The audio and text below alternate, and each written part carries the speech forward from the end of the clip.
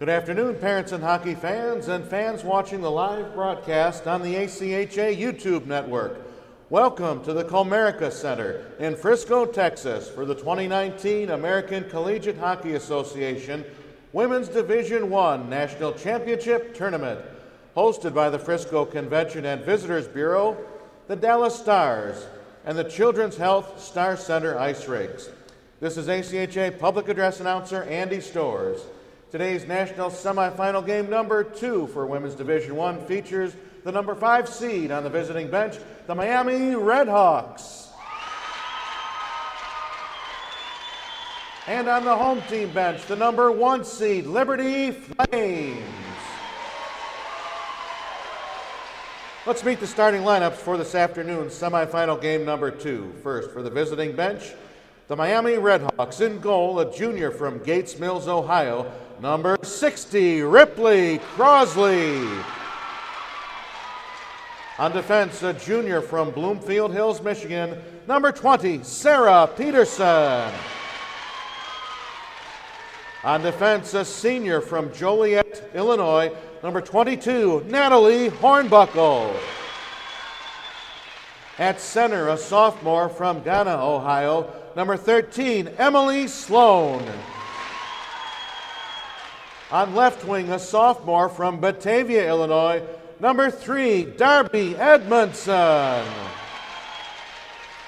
And at right wing, a sophomore from Pelham, New York, number 17, Katie Chialis. The head coach of the Redhawks is Scott Hicks. His assistant is Kaylee Mooney. And now let's meet the starting lineup for the home team bench. The Liberty Flames. In goal, a junior from Oakville, Ontario, number 0, Nadia Rupoli. On defense, a freshman from Port Hope, Ontario, number 9, Aslan Stritch. On defense, a grad student from Sterling, Ontario, number 95, Clarissa Tipping. At center, a junior from Trenton, Ontario, number 10, Allie Morris. On left wing, a junior from Dorchester, Ontario, number 17, Alex Smybert. And on right wing, a sophomore from Lacombe, Alberta, number 16, Danica Paulson. The head coach of the Flames is Chris Lowe's. His assistants are Justin Forth, Leah Carlson, Josh Graham, and Madison Pinnell. The goaltending coach is Blair Bennett. Strength coach Chris Kerr, manager Brady Tillotson, and the athletic trainer is Patrick Sullivan. Ladies and gentlemen, would you all please rise and kindly remove all caps and join me, soloist Andy Storrs and organist Gary Lichthart, in the singing and playing of the Star-Spangled Banner.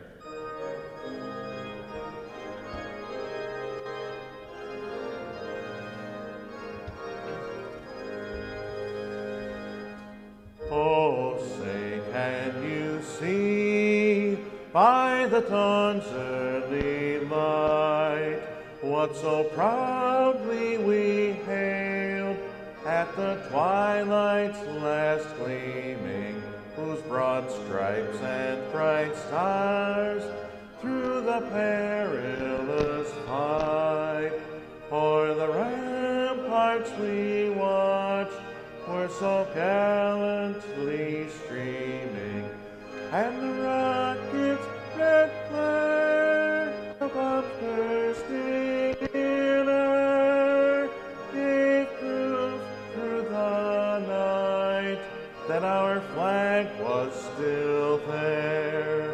Oh, say does that star-spangled banner yet wave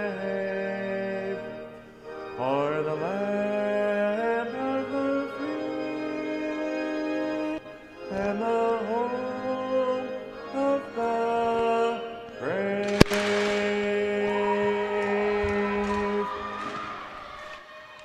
I'm Quinn Kuski, joined alongside Brett Lusner, and we have Casey Roll inside the glass.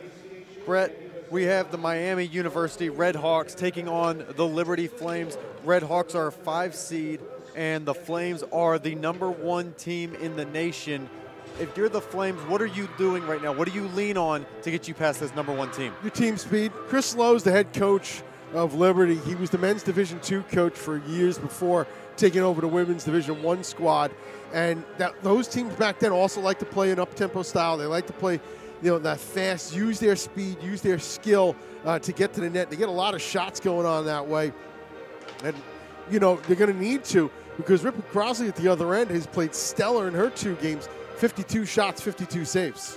Yeah, Ripley Crosley, definitely the story on ACHA tonight. She said that the team that she wanted to play was the Liberty Flames. They tied when Crosley was between the pipes in the regular season, and obviously there won't be any ties in this game. Nope. In fact, these 2 teams have played each other twice. One, a win for Liberty and a tie for Liberty. That was at Goggin over in Miami of Ohio. And those 2 results were very late in the season as well. They came on the 18th and 19th of January, the 4-4 tie coming on the 18th, and a 2-1 Liberty win on the 19th. And we are underway here at the Comerica Center, and Allie Morris has possession. She dumps it in deep. Going right after it there is Polson. And gets played around the boards and dumped back deeper by Tipping, but that puck taken off her stick and taken by Peterson. Puck goes back for the possession of Smeebert, and she gets it in across the line to Polson, but offsides is called, and we'll go down to Casey inside the glass. Quinn, the old saying goes, your team is as strong as your goaltender.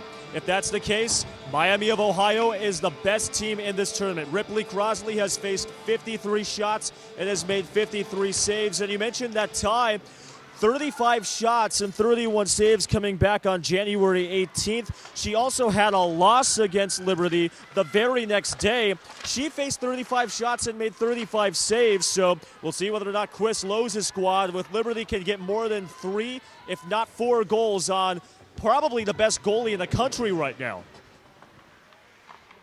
Thank you. And we are back up in the booth as the pass goes cross ice there for Gibson. Gibson brings it into the offensive end, looking for a shooting lane. None to be had, and she cycles around behind. Now Gibson continuing to look for help. She finds it up at the point in McLeod. McLeod takes a shot. That one gets blocked off. And now with it is Pugliese. Pugliese plays it ahead. That one just off the mark, and it will be icing. That pass was intended for Bucci. Keep things out from in front of the net. Let Crosley be able to see the shots if you're Miami of Ohio. And try the counterattack against this Liberty team. You might not be able to get into a shootout with them. So if you can keep this at a low scoring, 2-1 type of game, I think that even though Liberty's so good this season, only lost 1 time all year, and that was to Adrian on the road. That's what you need to do for Miami if you're going to beat them. And if you're Liberty, losing to Adrian, no longer a fear as they were eliminated by the Lindenwood Belleville Lynx. And a good performance from the Lynx, and not something that you would expect from a team that took 3 games in overtime to beat Grand Valley. Not what you would expect, but they figured it out. Once they got that scare from Grand Valley, like, we need to step up our game. They played a perfect game, especially for the first 2 periods against Adrian. Miami of Ohio with the puck. They send it around the boards there for Pugliese. Pugliese plays it ahead and turns it over. And the Flames have it back. Pass right out in front. And that one just goes through the net mouth and now kicks back out to the other side, where it'll get sent all the way down for what will be yet another icing. Well, 3 icings already against Miami. It might be a way of life in this game for survival. If you got to ice the puck, and, hopefully you can get that stretch pass, or just some kind of breakout going where you can counter against this Flames team. Face-off won by the Redhawks, but quickly stripped away and taken by the Flames. Gibson around behind. She leaves it off now for McDonald. McDonald trying to force one out in front. That one blocked off and taken away by the by the Redhawks, and it's passed on to Pugliese. Now it goes up into the bench, nearly taking out Casey, and out of play. Casey almost had a stick at him earlier in the game. And Guys, I think I have to get some security pay and some extra danger pay, because today I've nearly had my eye taken out, and now that last time I nearly had my head bashed in. So it's been a really fun adventure down here so far through the first 60-plus minutes. Yeah, get a couple stitches. You're a hockey broadcaster. I play guy, so I'm not used to this. That one dumped in on Crosley, and she'll just pop her glove on top of it and cover it up. Right now, a little bit over 2 minutes down in period number 1. Shots are 2-0 in favor of the Flames. Yeah, just a couple simple shots early on. Everybody's trying to figure out what goes where, essentially. The feeling out process, if you will. Wasn't sure if we'd see that in this game, being that these two teams played each other fairly recently, but being that it's a tournament semifinals, sometimes strategies can change. And Tipping thought she had scored. Yeah. And I thought it might have been in as well, but somehow it stays out. Oh, I hope Brandon's got that on replay, because that might have squeaked through and stayed away. Sometimes when you're playing, when you're a hot goaltender, sometimes the bounces have to go your way, and that certainly is the case there for Crosley early on. Morris now sending it around the boards. That one intercepted and dumped right back in by Cialis. Now on it is Polson. Polson plays cross ice, intercepted by Cialis. And now it's flipped from a backhand by Edmondson. Oh, yeah. We just saw it on replay, too. It barely missed the far post. Crosley with a bit of luck here, just 3 minutes into the first period. But like you said, Brett, sometimes you need a bit of luck if you want to keep perfect. You know, it's sometimes better be lucky than good. Now brought into the zone by the Flames. They try a drop pass from McDonald. That pass goes off the mark, and that one's played out of the zone by Edmondson. Dumped back in now and controlled by the Redhawks. They bank it off the boards, and it's taken there by the Flames. John from the blue line. That shot gets blocked off, and back on it now are the Redhawks, trying to get some speed going down the wing. That puck goes all the way down where it's settled by John. Icing waved off. And it's a good thing, too, because one of the Miami players took that shot off the ankle. Emily Sloan limped to the bench. And that's a big contribution lost if she's got to be out for any extended amount of time. Puck battled for on the right side of Crosley. Now it kicks over to the near corner and up to the blue line for Bernie. Bernie takes a shot through traffic. It's loose, and the Flames almost put it home, but delayed penalty and a tripping call is upcoming. Flames power play. You're seeing the Flames' quickness give Miami problems early on. And, you know, it's forced Crosley to have to make a couple of difficult saves, some tense saves early on. And if you're the Redhawks there, that was crisis just barely averted, as if this puck goes into the net, they still get the power play. I'm not so sure about that penalty call, though. It looked like she had her head turned away from the play, didn't realize that the Liberty player was cutting across and just clipped her in some ways. Not so sure I would have called that penalty, but referees do. Puck sent down low to Bradford, now up to the point for Tipping. Tipping takes a shot through traffic, puck loose, and the Redhawks clear it all the way out, and back down it goes. I'll tell you one thing I'm impressed about with Crosley is her ability to view the puck through traffic. She finds the puck, she locates it so well and squares herself to the shooter. It's one of the reasons why she's been, 58 for 58? With the puck now is Fair. Fair brings it into the offensive zone. Looking for help, she peels off and now passes up to the blue line for Tipping. Tipping shot through traffic, that one never found its way through. Smeebert gets to it first, she goes back up to the point for Tipping. Tipping passes over and it's controlled by Fair. Fair back for Tipping. Tipping for Smeebert. Smeebert sends it back up to the blue line for Tipping and then back down for Fair. Fair goes down low for Bradford. Bradford trying to pass it across the net mouth, and Miami of Ohio manages to get it back up to the blue line where it's stopped by Tipping. Tipping going across ice for Smeebert. Smeebert looking for a shot pass there for Bradford. That one doesn't work. And the Redhawks take it and have possession, and now will dump it down. The good thing about the Redhawks is they kept the puck on the perimeter, didn't allow a passing lane down low to the high slot where the dangerous shots could come from. Now the Flames looking to start their attack back up. Lugged ahead and into the zone now by the Liberty. Passed it right out in front and they score! Allie Morris on the power play. Pass from McDonald and it's 1-0 Liberty. This is an old-fashioned play. Street hockey people will know it as the rat play, where you go behind the net and pass it right back where you came from. Watch this, going around the net, and zip a pass right back across. to a trailing teammate. And when it works is no chance for the goalie. And as you can see, Crosley was waiting for her to come to the other side, and bang, and the shutout streak is over at 126 minutes, and I believe that was 45 seconds. DeMerchant there with a nasty feed to Allie Morris. Flames take a 1-0 lead, and now possession in the hands of the Redhawks. They work it ahead for Edmondson. Edmondson brings it into the zone. Mishandled there, and she has to play it back up to the blue line, where it's now shot through traffic. That one's saved by Rapoli. Rebound try. Puck still loose. No one's on top of it. And now the Flames have possession, and they'll just clear it out of danger into the bench. So 125 minutes, 44 seconds. My math was off by a little bit. But 125-44 before the shutout streak comes to an end, and it was a perfect play that did it. But I noticed something at the other end. Low pad shot, kicked out for a juicy rebound. Let's keep an eye on that if Miami's able to generate some offense. Miami looking to do just that as they work their way back into the offensive end, trying to work their way around behind the net. That passing lane is cut off, and now the Flames looking to get their offense started back up with Mackles. Now it's battled for along the far wall. Neither team able to come away with possession. Battles 3-on-3, and finally the Flames rip it out of there, and they take it behind their own cage.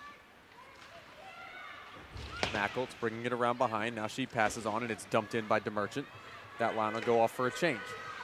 Puck picked up now by Single. She passes ahead, and that one onto the stick of Pugliese. Pugliese pressured, and she has to dump it back off to her defense. And there it's picked up by Peterson. They got to watch out for Angela Bucci, number 18, skating after the puck now. She may be small in stature at 5 feet tall, but she's got a lot of speed to go with it. She created all sorts of problems for Michigan State in that quarterfinal series, getting up the right wing side with her speed. And because she's only 5 feet, she's able to get underneath some checks that ordinarily maybe some taller players might not be able to. Two players in this game that are small but fast. You mentioned one there, and the other one, Lauren McDonald, on the Flames. Angela Bucci, 5 foot, the shortest player out of anybody in this entire tournament, standing 5 foot and 99 pounds. A former product of the Bell Tire and Ohio Flames 16 and 18U programs. 99, we rounded up to 100 in these things, so we'll say 5, 6. Hey, Brett, when was the last time you think you weighed under 100 pounds? When I was about, I'd say, 8 years old. I think it has to be middle school for me. You know, I was 145 for a while, but that's obviously well past 100. Now it's worked cross ice where the puck is picked up by Mackles. She swings it around behind for Tipping. Tipping connects with Polson. Polson looking to work it out of her own defensive end. She has to go back for Tipping. Now the puck comes cross ice where it's picked up by Mackles. Mackles flips it ahead, hoping to get it to DeMerchant. That pass off the mark, and now it's passed across for Peterson. Peterson lugs it in and dumps it cross ice where it's gloved by Rapoli, and now she'll play it along for Stretch. Stretch passes ahead for Bradford. Bradford goes cross ice, attempting to connect there with DeMerchant. That pass off the mark, and now Hornbuckle has it for Miami. Hornbuckle looking to play it ahead. That one intercepted by McDonald. McDonald with a sharp angle shot, and that one just barely stays out. Gotta be careful. These girls on Liberty can snipe those corners. McDonald looking to win the race to that puck, and does so. She plays it up for Bernie. Bernie's shot through traffic, deflects around, never finds its way through. Puck coming down low. Gibson trying to get on it. Now battle for the puck, and eventually it comes free where the Flames have it back. Out in front for McDonald. McDonald unable to corral it. Fair trying to get back on it, unable to do so, and it kicks free where McLeod picks it up. McLeod from neutral ice. She dumps it back into the zone. Fair sends it in deep, and Gibson will go after it. Redhawks regain possession, and they'll just send it out of the zone. And now it comes free where it's picked up by Hornbuckle. Hornbuckle leaves it off for Peterson. Peterson goes back for Hornbuckle. That pass now intercepted by the Flames. Polson trying to work it around. Stuck up along the wall right now is Polson. Now she passes off. That one's picked up by Smeebert. Smeebert up to the blue line for John. Shot deflected in front, and Polson, I believe, is the one who got the stick on it. And the Flames score again. That's just net front presence, Miami's problem's going to be if they allow the girls to get in front of the net, create some traffic and deflections in front. This is just a beautiful, beautiful tip. Puck worked out, shot comes through, deflected home. Crosley has no idea where it was deflected from. You see here, too much traffic in front of the net, and a little bit of a deflection in. You can't have 4 bodies in front and expect Ripley Crosley to be able to stop a puck. It was either Poulsen or Smiebert that got her stick on it. We'll wait for the official word from Andy, but that puck did definitely change directions. The question is, who did it change direction off of? Could have also gone off of a Miami of Ohio player, and that's John's goal. There's 4 different players in front, and as well as Ripley Crosley has been tracking the pucks. And we're getting a review. Okay, we are getting a review here. So let's see what they're looking at. Casey, you're down there. Can you hear any? Have you heard anything about who they're talking to? What they're looking at? Yeah, Casey's mic just cut out. Try to get him back. There we go. Yeah, the linesmen are talking about the criteria about how a goal is scored. It was deflected in front, and while it's on the board right now, the linesmen are still talking with Lowe's, and the referees are talking with Andy Storrs, the official scorer, and the public address announcer. And they're looking at the monitor. That shot went. That's not what they were looking at. Well, no, that was the near goal from McDonald. Yeah, that was the near goal from McDonald. Here's the goal. Okay, let's see here. Or no, that's the same angle of the McDonald. That's a different angle of the McDonald shot. Oh, okay. So they're probably looking. So if they're looking at that goal, they're seeing if it had gone in or not. And then if that had gone in, they'd have to reset the clock. But in this case, it was that wasn't the goal. So now they just got to go over and explain that they were looking. I saw a hand pass signal from one of the referees there on the way over. Is that a thing that can? Go ahead, Casey. Okay, so we're getting an official talking with Scott Hicks, the head coach for Miami University. They were actually looking at that shot that McDonald hit off the crossbar to make sure it didn't go past the goal line, because a goal is going to be on the ice no matter what. They were just reviewing it to see if there was a time difference, if McDonald's shot crossed the line compared to that last shot that deflected in the slot. So it's still a goal on the ice, and it's going to remain 10-21 at the first. All right, I was on my way there, but yeah, it was. In that case, if it was McDonald's shot that had scored, they'd have to reset the clock, which they would have had to add some time back on. As is the case were, the first one rang off the post and stayed out. Now the puck loose down in front. It comes back free where it's picked up by Bradford. Bradford looking to work it out of her own zone. Now she drops off and gets the pass right back from Tipping. Now an intercepted out in front, but it does kick free out to neutral ice and is now back into the Flames zone where it's controlled by Tipping. Tipping for Stretch. And now Stretch works it ahead for Macholtz. That one deflects around and winds up on the stick of Pugliese. Pugliese dumps it in, and there it's taken by Stretch. Passed across for Tipping. And now it's just dumped into the zone by Goggin. Miami still, it's almost like playing a 1-2-2 kind of forecheck, but they're now starting to step up aggressively, and that's going to work in Liberty's favor. McDonald just with a bit too much speed on that one as she blows right by the puck before she could pick it up. Now the pass off for Pedersen. Pedersen working it into the zone. Oh, that's such good defense. Mason attempting to provide a little help, but it kicks free where Seraphin picks up the puck and just dumps it in to go off for a change. Seraphin there as she dumps it in. That was an excellent, that is textbook defending a one-on-one rush like that. The puck's chipped behind her. She gives a tiny little bump and then spins to her outside shoulder to follow the puck or what would be the puck carrier. Now battle for the puck along the near wall. Trying to get it free there. It's Poulsen. Finally, it's worked up for Morris. Now the blue line. Bernie takes a shot. That one deflects and never finds its way close to the net. Smiebert attempting to pull it free. And now it's battled for around behind Ripley Crosley. Now with it are the Redhawks. They have it momentarily, and now it's chipped all the way out by Hornbuckle. Keep in mind, this Redhawks team did score 4 goals against Liberty in a game earlier this season. That was the 4-4 tie. They also lost 2-1, so they have the ability to score goals against this Liberty team. It's not out of the wood by any stretch of the imagination.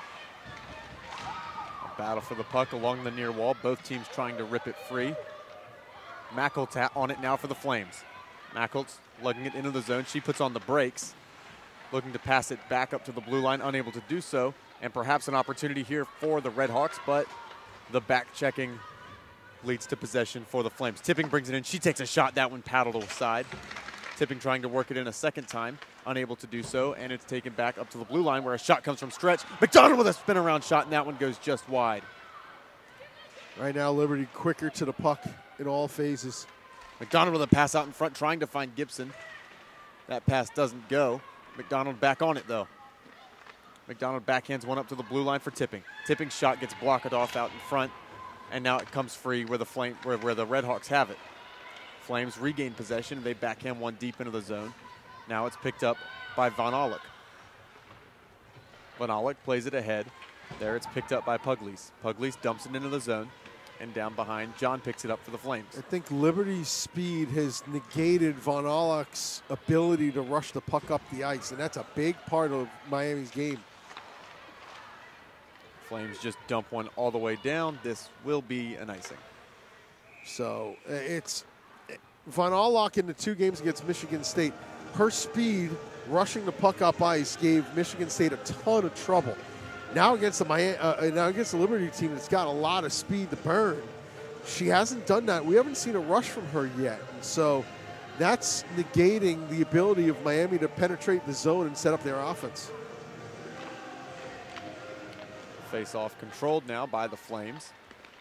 Seraphin passes ahead there for Polson. Polson just dumps it out to middle ice, where it's controlled now by the Redhawks. Peterson just sends it all the way down. This will be touched up by the Flames, and that will be icing. It's interesting is Bucci's on that right side, and they've got a defenseman plastered to her. So they don't, obviously, Coach Lowe's has recognized the speed on that right side. He doesn't want to let that beat him, so he's making sure a defenseman stays with Bucci the whole time. Face-off controlled by the Redhawks. This one's sent around the boards, and now it's picked up by Bucci. Bucci trying to work her way free, unable to do so, and Bradford just backhands one back around the boards, where it's picked up there by Peterson. Peterson only has it momentarily, worked out in front, a shot, and that one deflects aside off of Crosley. Now it's backhanded ahead, looking for Bucci. That doesn't go, and McLeod has it. McLeod sending it right back into the zone. And that one rings around the boards as the Flames go off for a change. Peterson passing ahead. That pass off of the mark, and now Gibson has it. Gibson trying to slip by one, unable to do so. And now Bucci trying to work it ahead off of McDonald. Now Tipping backhands one into the zone, and deep it goes again. One played off of the boards. And now passed out of the zone, and Tipping just rifles it back in deep, where it's picked back up by the Redhawks. One deflecting off the skates there of Cialis and worked into the zone, and a shot through traffic. That one blocks off to the side. Now it's jammed at short side, and it kicks back around the boards, where it's picked up once again by Miami of Ohio. Smeebert looking to work her way out in front, unable to do so. She just passes up to the blue line, and a shot in there, paddled aside by Crosley. Peterson around behind. She passes out in front. That one deflects off the stick of Cialis and is worked back into the zone by Polson. Polson puts on the brakes as she lost possession of it. And now it's worked ahead into what could be a 2-on-1 opportunity if Cialis can get there. She passes off, worked in deep, and the shot there goes off just off to the side. A good chance for Sloan. Cialis had a couple of bad touches there. A little bit heavy on the touch.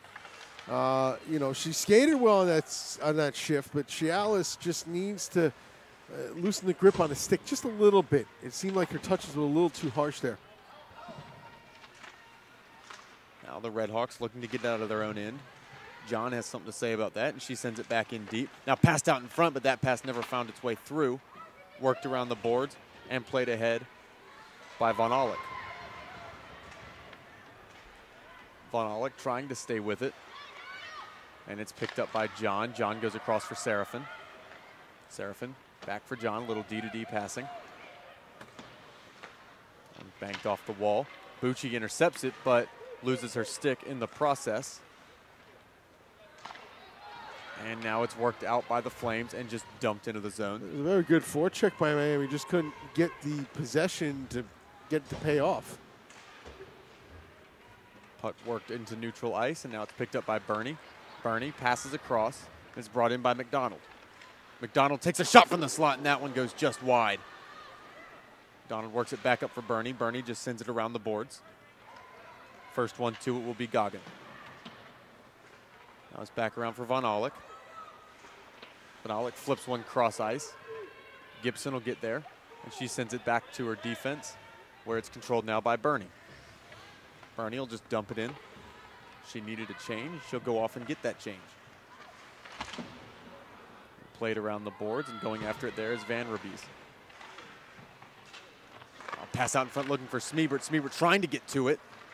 Now it kicks back free and sent up to the blue line, where it skips over the stick of Stretch and goes all the way down, where it's settled by Rapoli. Van Robois is a name that we haven't called much in this game. We called it a lot in the first two games against Michigan State, but as is the case with a lot of the other big players on Miami, they've been negated by the speed of Liberty so far. Tipping works it ahead for Polson. Polson at center ice. She drops one off for Tipping, and Tipping will dump it into the zone, where it goes around and is picked up there by Hornbuckle. Now it's intercepted, taken by Bradford. Bradford working her way out in front, puck loose, and now at the blue line it's controlled, and a shot through traffic, and that one deflects around. A good try there from Pierce. McLeod sends it in for Victor Merchant, and now it's picked back up by Pedersen. Pedersen trying to work her way out of her own end. Pierce dumps it back in, and now it's sent around the boards by Hornbuckle. Picked up there by Edmondson. She tries to pass across, and that one deflected, and now on the stick of Gibson for the Flames. Gibson puts one out in front. That doesn't work. And now it's sent back cross ice, where it's picked up by Seraphin. Seraphin looking to dump it into the zone. It sits right on the blue line. And now with it is Gibson. She steps by one, receives a pass right back. Gibson takes a shot, and that one goes just wide. Now a few players battle for it in the corner. It's worked free and taken by Edmondson. Edmondson's pass is intercepted by John, and now on the stick of McDonald. McDonald brings it into the offensive end. Works her way free, and she takes a shot. Crosley makes the save. I believe the net's off its moorings. A second shot in on Crosley. It's loose. Net appears to have stayed on as Edmondson, or I'm sorry. Yeah, delayed penalty. Yep, delayed penalty upcoming. Now on the stick of Edmondson. Edmondson passes it back. Von Aulich lugging it ahead. Steps by one, unable to get by a second. The Flames will touch up. And now the penalty upcoming with 46 seconds left in period number one. Yeah, trip in the zone.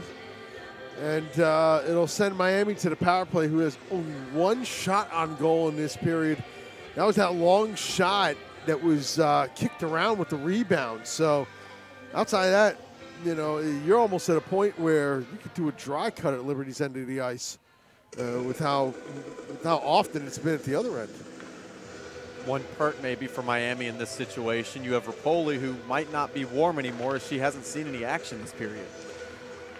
No, she has not. Von Aulich's shot just flutters up in the air after getting deflected. Now it's sent back to the point. At the blue line there is Sloan. Sloan's shot is saved by Rapoli, and she'll hold it for a faceoff. I like that. D to D, little combination. Get the shot towards goal. See if the traffic in front will create a problem. But, you know, so far in that one, easily handled by Rapoli. Sloan on the draw for the Redhawks. Faceoff, though, is won by Morris. Morris drops it off for John, but that one intercepted by the Redhawks. Now sent up to the blue line for Von Aulich. Von Aulich feints at a drive. Now looking to step by and gain space. She sends it around behind for Sloan. Now it's worked back down low where it will be picked up by Sloan. Sloan sends it up to the blue line for Von Aulich. Von Aulich's shot deflects off the boards, and that one kicks free for Sloan to try a drive. That one never found its way through. And Von Aulich backhands one down low as the horn sounds for the end of period number one. Well, It was all Liberty in that first period. Most of the action spent in the Miami end. Fortunate that it's only 2. Some good saves out of in the first period out of Crosley, but Miami having problems with the speed of Liberty. Casey is down at ice level with the coach of the Miami Redhawks. Take it away, Casey. Thanks, Quinn. Joined by Miami head coach Scott Hicks. Coach, entering play today, Ripley Crosley had faced 52 shots and made 52 saves. How has Liberty got to her? Well, I think they're just getting bucks in the net, and she's battling hard and competing. It's just a couple opportunities that they were able to find and put back in the net. And, we got 40 minutes left, and hopefully we can help her out a little more. First 20 minutes, 2 shots on goal. How do you attack this Liberty defense? Well, I think we just got to move our feet more in all 3 zones. We're kind of flat. They're flying around, and I think it caught us off guard a little bit. And I think we just got to settle down and try to get pucks moving a little quicker and get our feet going and start throwing some rubber towards the net. Got a power play to start the second period for 1:14 seconds. What's the message to the team going to the intermission? I think the big thing is just settle down. It's a big moment. We're a young team, but, understand that there's still 40 minutes, and just because we're down 2-0 doesn't mean the opportunity's lost on us. So it's just settling into our game plan and making sure that we can do the little things and compete in all 3 zones, and whatever happens, happens. All right, thank you, Coach. Thank you. Quinn? Thank you for the interview, Casey. And I feel like a lot of what we were going to say up here was just reiterated by Miami's coach. Exactly. There's no 2 ways about it. That's a coach that knows what's going on. Great job by Casey on the interview there. I don't have to say anything else. He summed it up for you right there. That exactly was what Miami has to do going into the second. Yep, that's what Miami needs to do. And if you're Liberty, keep doing what you're doing. It's working so far. It's a game of adjustments and counter adjustments. If you're Liberty, don't stop yourselves. Make the other team stop you, and then adjust to what they're doing. Right. Plain and simple. There's no 2 ways about it. All right, that'll be all for us. We'll return for the start of period number 2. Quinn Kuski, Brett Losman, Casey Roll, and we'll be back for the start of the second.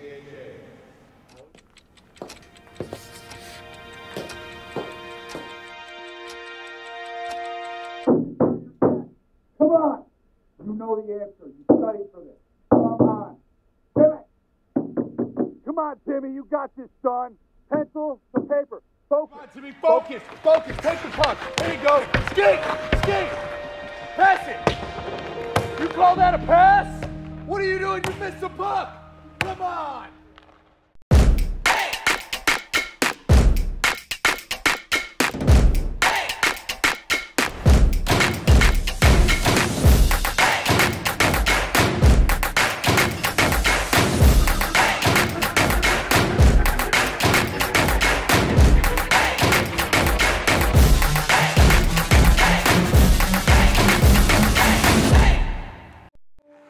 Skating was hard at first.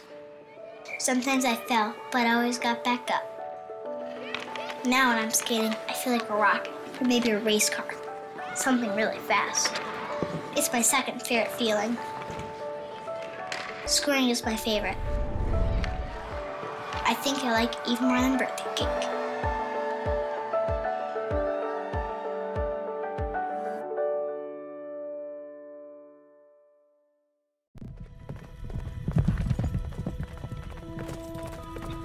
There are a few things that come along that change the course of history.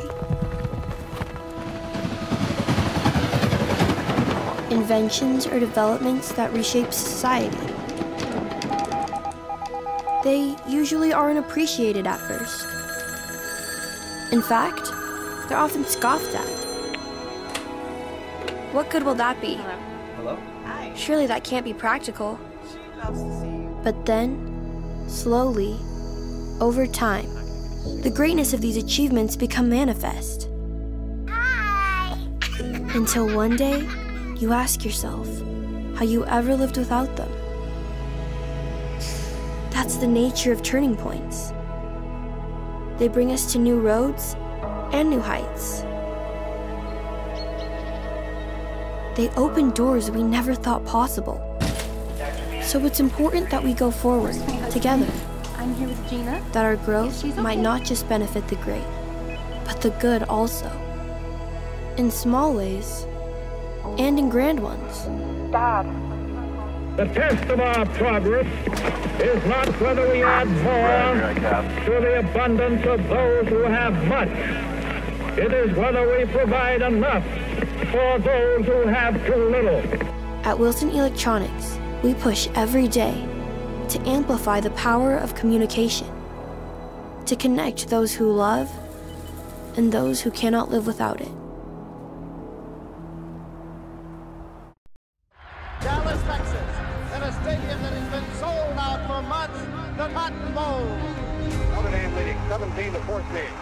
1:10 remaining in the game, and Texas with Street at quarterback. Street gets to the second man for a touchdown for Texas. The 2020 Bridgestone NHL Winter Classic, an annual celebration of hockey's heritage. Tickets on sale April 23rd. The Cotton Bowl, New Year's Day. It's gonna be a classic. The Dallas Stars have put on camps like this, and we're just really trying to build hockey in the communities around Dallas. Learn to skate and play hockey for free at Children's Health Star Centers. All throughout DFW, kids ages 4 to 14 can join Rookies programs presented by Lexus. Equipment is included and kids will get a free jersey to take home. For more information, visit dallasstars.com/rookies.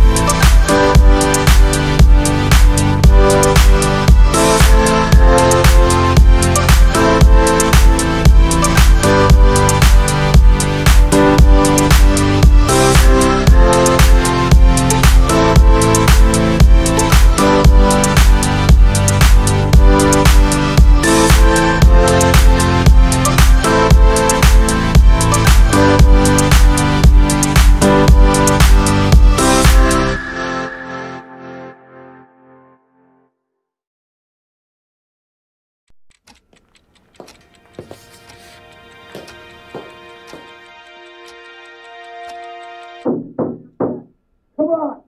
You know the answer. You studied for this. Come on. Timmy.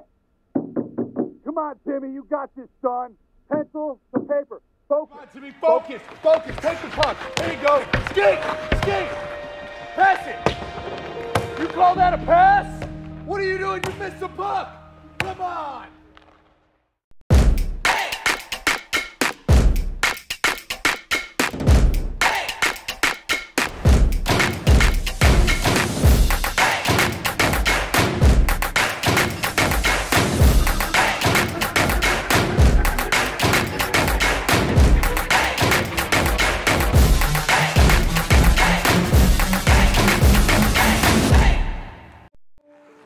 Skating was hard at first. Sometimes I fell, but I always got back up. Now when I'm skating, I feel like a rocket, or maybe a race car. Something really fast. It's my second favorite feeling. Scoring is my favorite. I think I like it even more than birthday cake.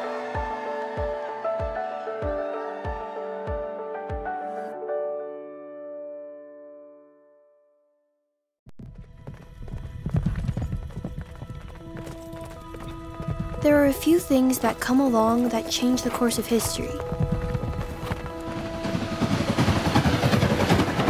Inventions or developments that reshape society. They usually aren't appreciated at first. In fact, they're often scoffed at. What good will that be? Hello? Hi. Surely that can't be practical. Loves to see you. But then, slowly, over time, the greatness of these achievements become manifest. Hi! Until one day, you ask yourself how you ever lived without them. That's the nature of turning points. They bring us to new roads and new heights. They open doors we never thought possible. So it's important that we go forward together. I'm here with Gina. That our growth might not just benefit the great, but the good also. In small ways, and in grand ones. Dad. The test of our progress is not whether we add more to the abundance of those who have much. It is whether we provide enough for those who have too little. At Wilson Electronics, we push every day to amplify the power of communication, to connect those who love and those who cannot live without it. Dallas, Texas, in a stadium that has been sold out for months, the Cotton Bowl. Notre Dame leading 17-14. 1:10 remaining in the game, and Texas with Street at quarterback. Street gives to the second man for a touchdown for Texas. The 2020 Bridgestone NHL Winter Classic, an annual celebration of hockey's heritage. Tickets on sale April 23rd. The Cotton Bowl, New Year's Day. It's gonna be a classic. The Dallas Stars, have put on camps like this, and we're just really trying to build hockey in the communities around Dallas. Learn to skate and play hockey for free at Children's Health Star Centers. All throughout DFW, kids ages 4 to 14 can join Rookies programs presented by Lexus. Equipment is included and kids will get a free jersey to take home. For more information, visit dallasstars.com/rookies.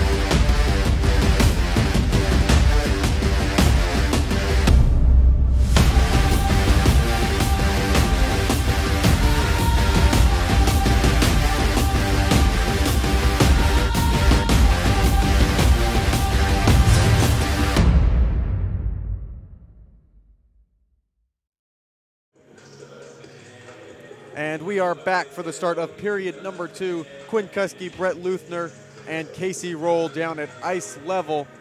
And period number 2, 12-2 the shots, but the Redhawks do have a power play to start things off. Yeah, and it's a good way to start off the second period if you can get the zone. Gain the zone, set up your power play offense, be patient. Don't think just because you're down 2-0 doesn't mean you have to rush everything at goal. Be patient in your set. Take a look. Make sure you're making the right play for your power play.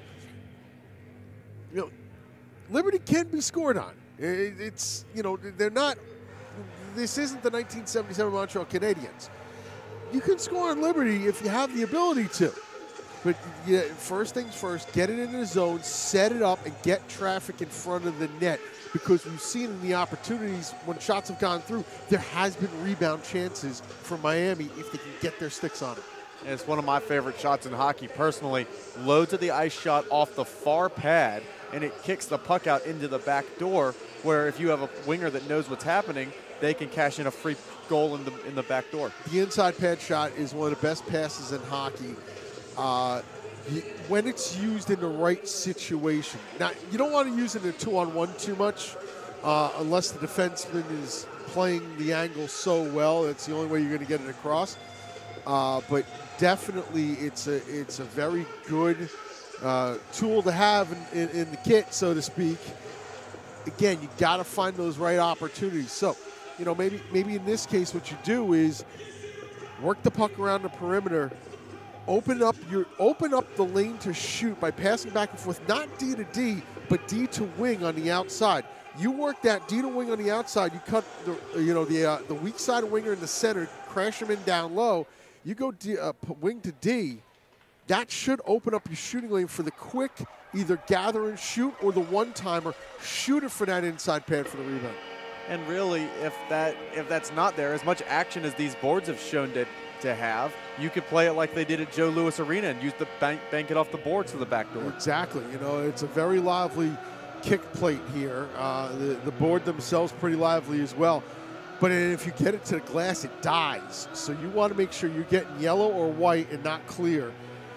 Because you kick it off, especially off that kick plate down about the yellow kick plate around the rim of the ice here, you can get a lively bounce coming back out in front. We saw that in the first period. We did see that in the first, and it's been something that we've noticed all tournament, men's, women's, any game played on this rink. These boards have a lot of action, and that is partially what led to the men's tournament and all the body checking leading to the boards coming dislodged. Is they were giving so much that the stanchions couldn't hold. No, we had all sorts of delays. We all know about that. Well, guys, you can say that Liberty come out the energy in the first 20 minutes, but honestly, I'm not sure what they're more excited about, the second period against Miami or our dancing from our own Nick D'Alessandro. We have a couple of people out of the tunnel who are just going crazy. It's the Nick syndrome. I don't know what it is. Everybody's just going crazy about it. I don't know. I might have to go to Central Michigan and become a videographer because he's becoming the hit with the ladies down here. Guys, I don't know what to do. Nope. It's not that. If anything, we're going to see Liberty give up 2 goals in the second period if that's the case. Brett, don't jinx it now. Shot early from Miami. That one swings around the boards and is picked back up. Well, he did dance a lot between at second intermission, and then Belleville gave up a pair, so there has been history. Except the only difference is that the assistant coaching staff also got hyped up, I guess. That's the one difference if you can take one thing away from it. I'll talk to Chris Lowe's after the game. That puck shot in down low, a rebound try. That one sent up to the blue line for a shot. That one's still deflecting around. No one can find it, and finally Rapoli jumps on top of it and holds for a draw. If you guys can only see me now, I'm pulling the Captain Picard. Yes, Casey. Brett, it's been that type of tournament. We're in day number 10. I have to applaud him, honestly, for having that much energy. Well, didn't he come halfway through, though, if I'm not mistaken? But we'll see. Puck sent back to the blue line. Hornbuckle takes a shot. That one loose in the slot. Now a backhand chance, and that one patted off by Rapoli. And now it's sent around behind, where it's picked up and sent back up to the blue line for Hornbuckle. That one intercepted, and DeMerchant might have a breakaway here. Short-handed opportunity. DeMerchant all alone, takes the shot. That one's saved. Rebound try, and that one's saved as well. Crosley with a pair of incredible stops to keep her team in it. Ripley Crosley, now that I've seen that, that was just an amazing second save. She stops the first one on the breakaway, realizes she's giving up the rebound, locates it, pad slide to her left so she's squared to the shooter for the rebound. That is excellent goaltending. That's not good goaltending, that's excellent goaltending. Face off, sent around behind. There it's picked up by Karan. Now it's sent around the boards, picked back up by Bucci. And with it now is Von Aulich. Von Aulich trying to get by. Carroll denies that lane and now sets it up for Fair. Fair can't stay with it. And now Von Aulich has it. Back at even strength hockey. Von Aulich trying to work a 2-on-1. McLeod going to win the race to the puck, and she swings it around for Fair. Fair passing cross ice. That one intercepted by Bucci. Bucci has it forklifted off of her stick by McDonald. McDonald trying to step by, unable to do so. And now into the zone. Goggin picks it up. There's Bucci creating problems again. Now work down low. After it is McLeod, and that will be an icing. Just think about this, too. Ripley Crosley's a freshman, and she's playing like this. And Miami's no stranger to this tournament. I mean, they didn't make the final last year, but 4 of the previous 5 years, they were in the championship game, winning 3 of them. Their last one against this Liberty team 2 years ago in Columbus. The shot there is John. That one patted aside. And Brett, you have to think with Miami, Ohio, if Crosley stays with this program, you're going to have many years with a great backstop. You put an offense in front of that, and they're going to continue to be regular occurrences for them at this tournament. Yes, and you know what? I'll be honest with you. If she continues her upward progression, do not be surprised. That's gloved and held on to. Don't be surprised if you're seeing Ripley Crosley somewhere in an NWHL uniform when her collegiate career is done. Because she just, her composure, her technique really impresses me, you know, that I've seen here in this tournament. And you saw it right there on the breakaway with the rebound. You know, never panicked, just slid over and made the second save. A chance down low, that one shot off to the side and now picked up by Macholtz. Macholtz brings it ahead to neutral ice, trying to work her way free. Now DeMerchant has it, and she sends it in deep, where it's picked up and sent around the boards there by Pedersen. Macholtz back on it. She tries to work it for Bradford. That doesn't go. Pedersen applies pressure and gains possession, but it's taken back by Bradford. Bradford sends it around for Macholtz. Macholtz behind the net. Looking for space. She sends it up to the blue line for Tipping. Tipping shot deflected out in front. That one kicks free. DeMerchant loose out in front, and they score! Right out in front. Puck slips across the blue paint, and it's 3-0 Flames. Backside defensive help wasn't there. And you can't leave a player, you can't leave any player open like that on the back door. Here it is. Let's see from the ice level. Puck comes, nice little kick again, and there's no backside help. As you'll see again from this angle, there's the shot, lively board, everybody chases the puck, and when you have that kind of, when you leave everybody open on the back door, it becomes a problem. And Shelby Bradford definitely not one to leave open on the back door. 16 goals, 17 assists on the regular season. Right, you just can't do that. It's going to be a recipe for disaster. Puck worked down low. Now the Flames looking to get it out. McDonald has it. She gets it out as far as center, and then it's dumped right back in by Single. You know, third on the team in scoring during the regular season with those point totals.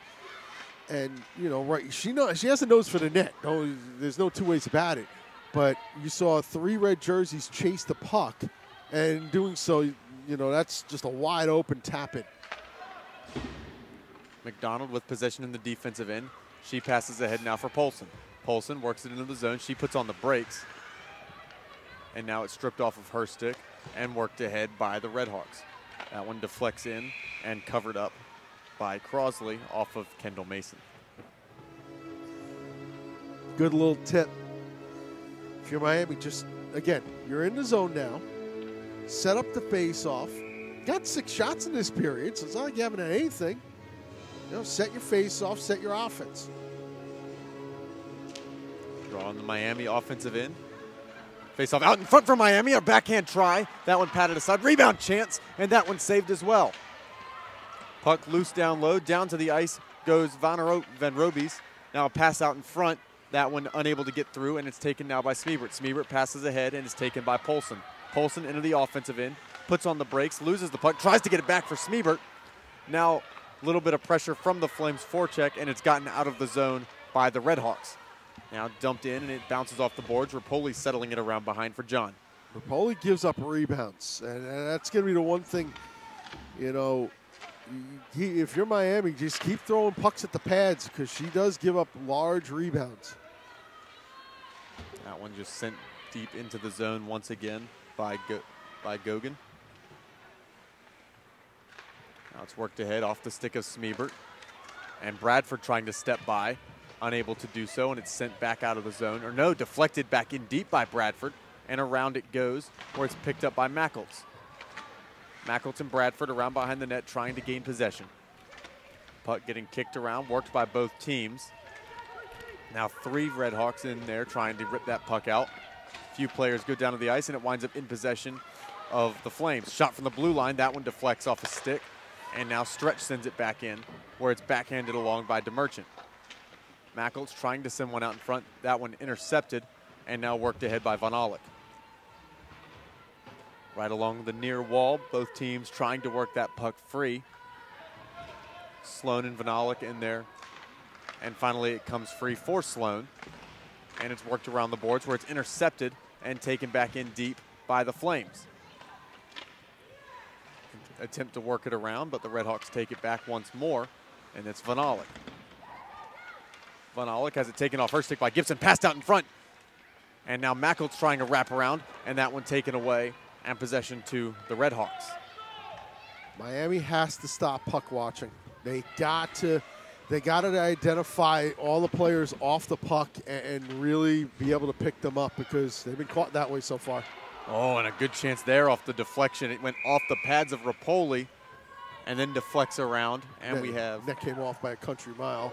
And then Rapoli set it back on after she put it off by about 5 feet.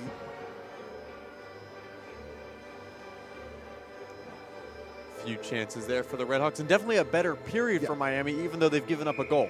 You know, much better period. They're getting back to what's given them success.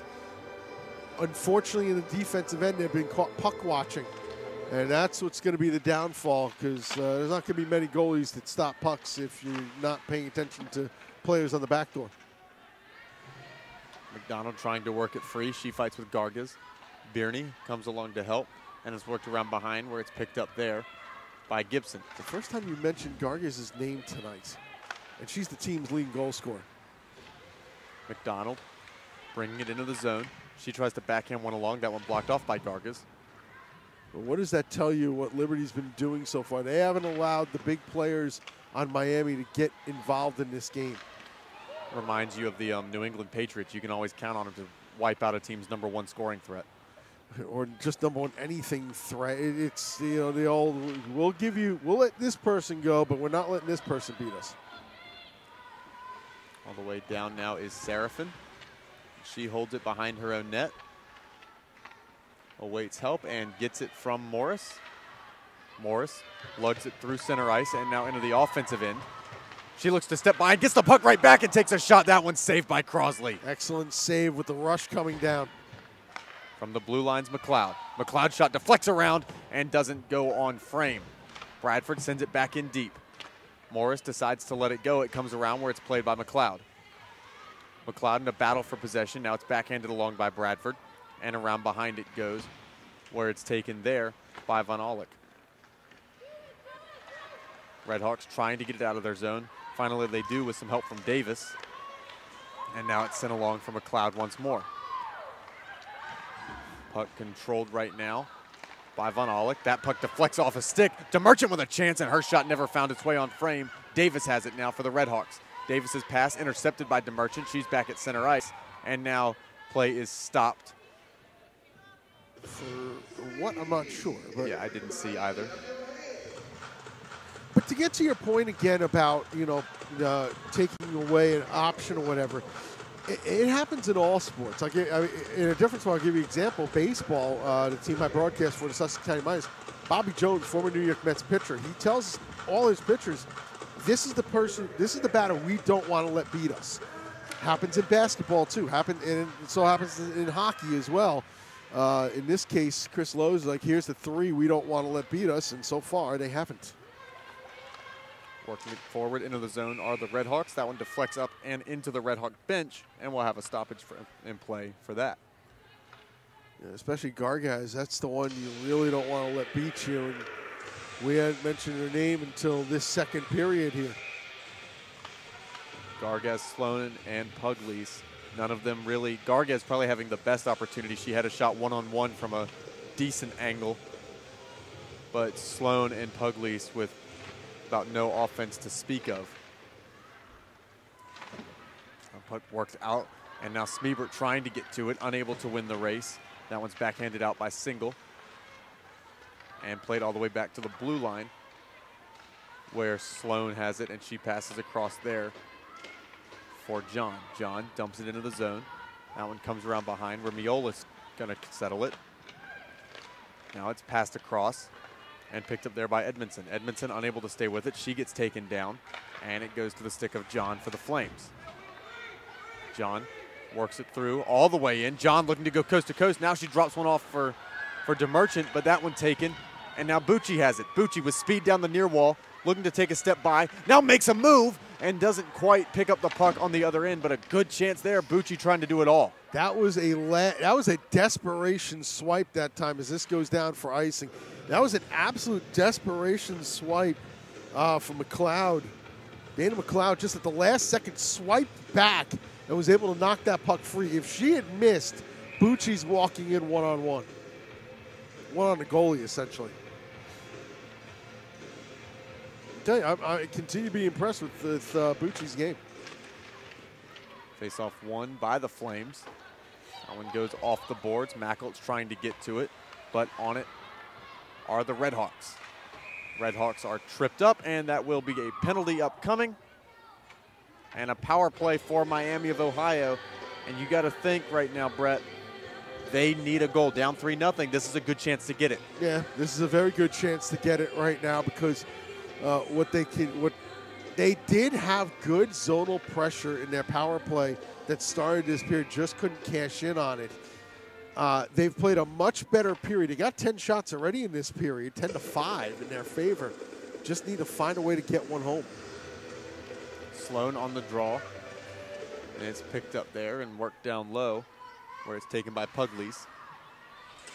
Pugliese sends it up to the blue line where it's intercepted and cleared out by Fair. That one goes cross ice, and on it's Edmondson. Edmondson gets tripped up, no call. And McDonald works it back out to neutral ice once again. The players that Miami need to get involved in this game, you know, Edmondson, Gargaz, Von Allock, Emily Sloan, we haven't mentioned their names much.